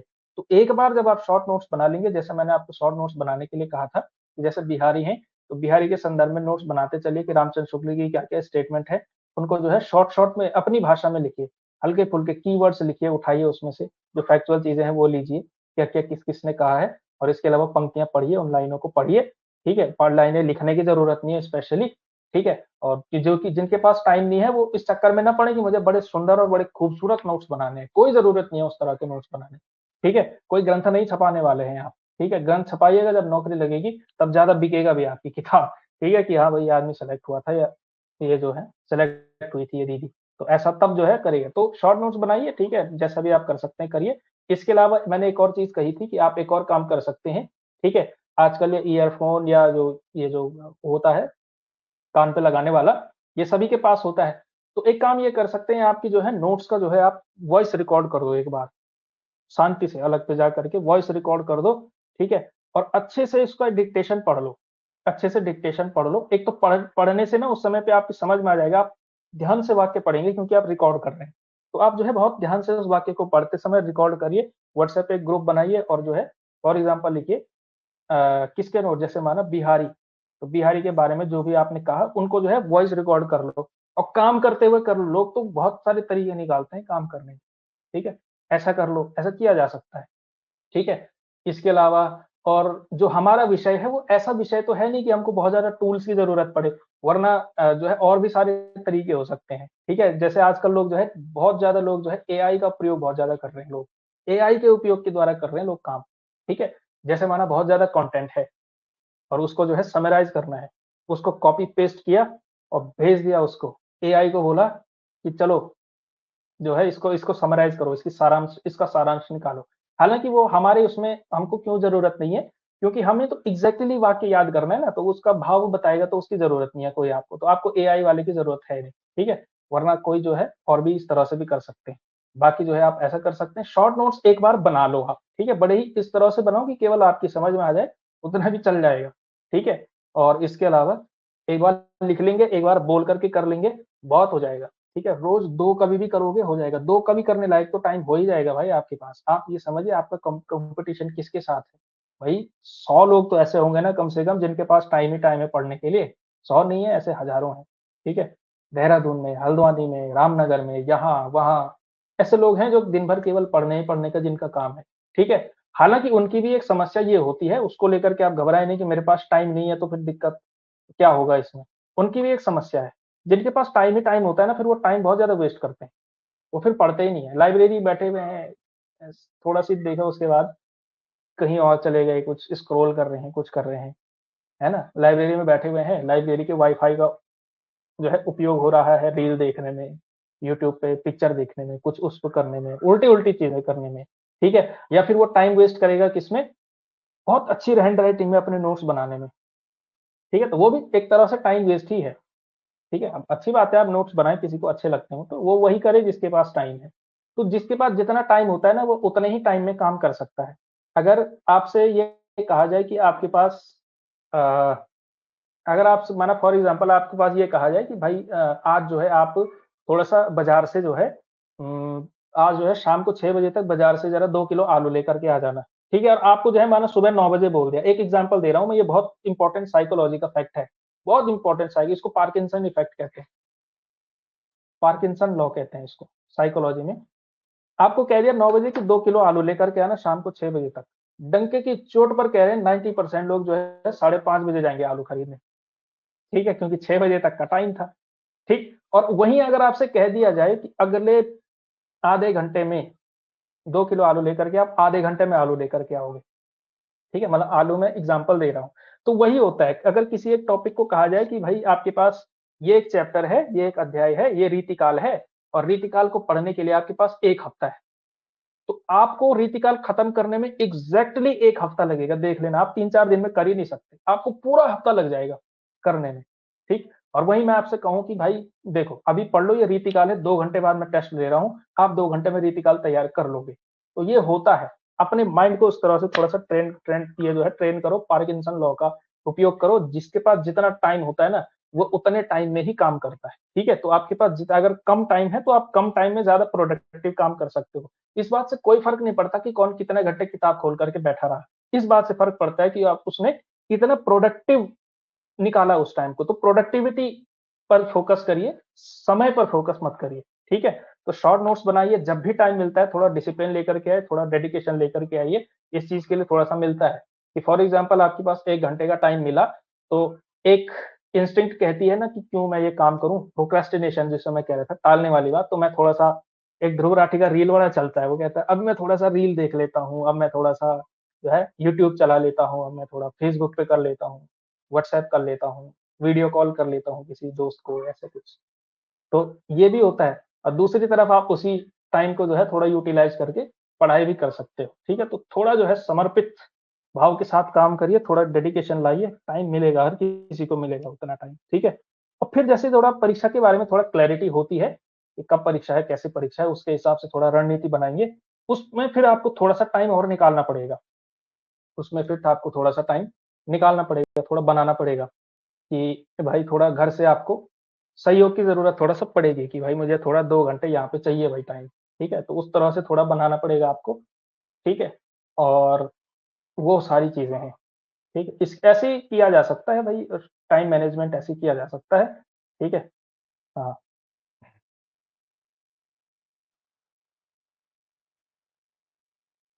तो आप जो है रिकॉर्डेड भी देख सकते हैं उसमें। ठीक है? सुन नहीं पा रहे थे तो।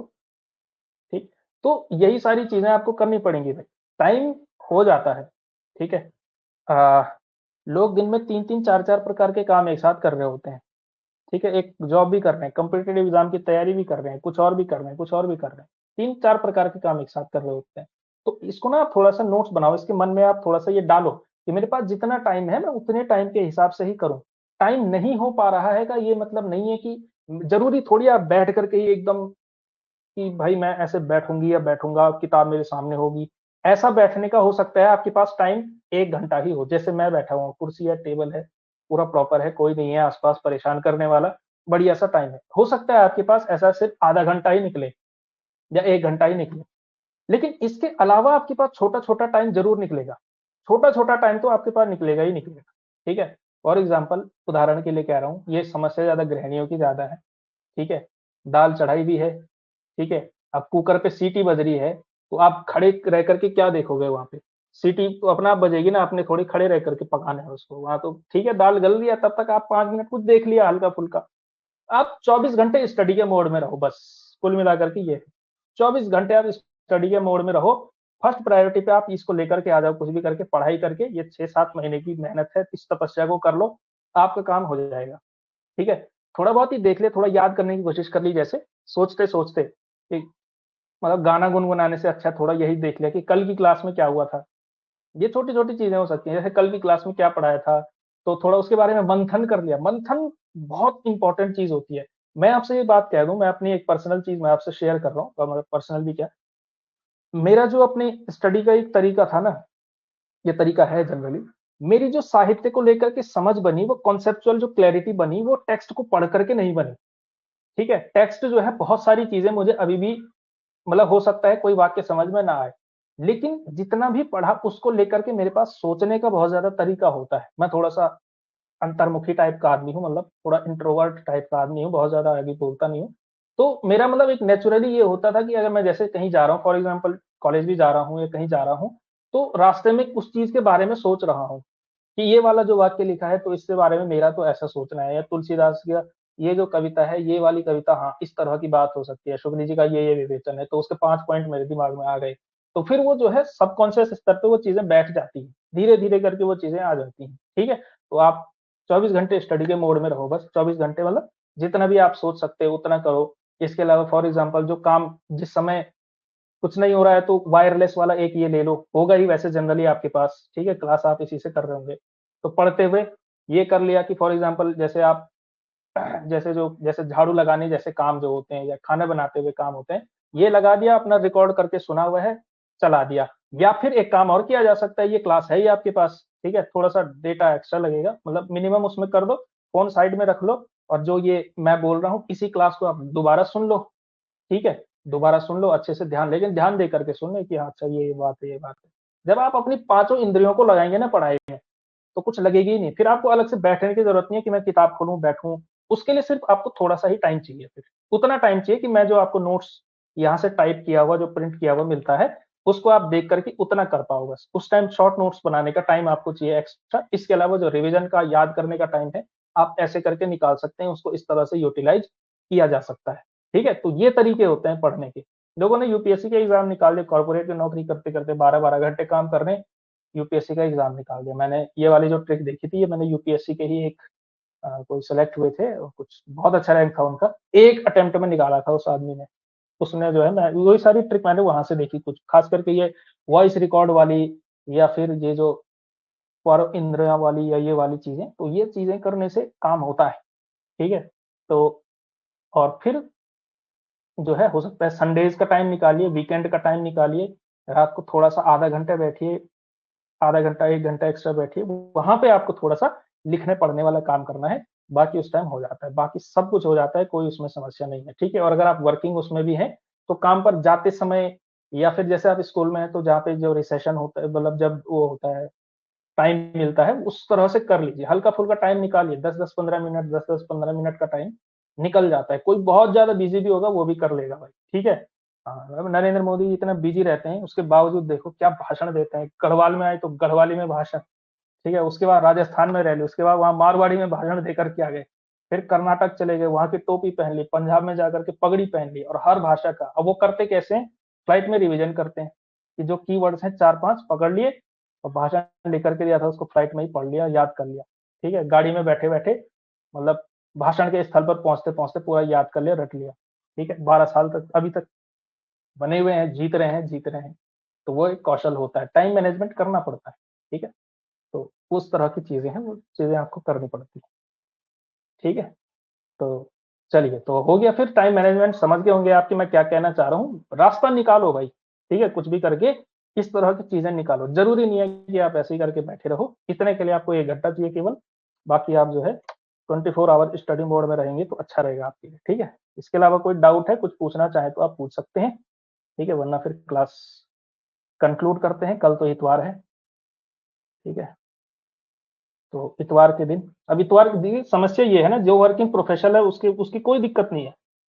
संडे के दिन सोने का काम है, लेकिन समस्या ये है गृहिणियों की, संडे का दिन इज द बिजिएस्ट दिन, सबसे ज्यादा व्यस्तता उसी दिन होती है, हैं? बच्चों के कपड़े भी धो, ये भी करो, वो भी करो, 50 प्रकार के काम होते हैं। तो आपको जो है थोड़ा सा टाइम हर दिन निकालिए कहीं ना कहीं से, ठीक है? तो वो करिए थोड़ा सा, ठीक है? तो वो सारी चीजें, चलिए आज की क्लास में इतना ही। बाकी कल कोई डाउट इत्यादि तो नहीं पूछा है आपने, ठीक है? तो ये मैंने बताया है टाइम मैनेजमेंट का। इसके अलावा किसी भी कुछ आता है आप तो जो है उसमें पूछ सकते हैं, आपकी क्या दिक्कत हो रही है, ठीक है? तो आज की क्लास में इतना ही। बिहारी आप लोग अच्छे से पढ़िएगा, बहुत इंपॉर्टेंट का भी है, महत्वपूर्ण का भी है। इसके नोट्स थोड़ी देर में आपको जो है अपलोड कर दिए जाएंगे। इसके अलावा पीछे का भी पढ़िए, रिविजन भी करते रहोगे साथ ही साथ, ठीक है? तो रिविजन बहुत इंपॉर्टेंट है, वो करते रहिए। और आज की क्लास में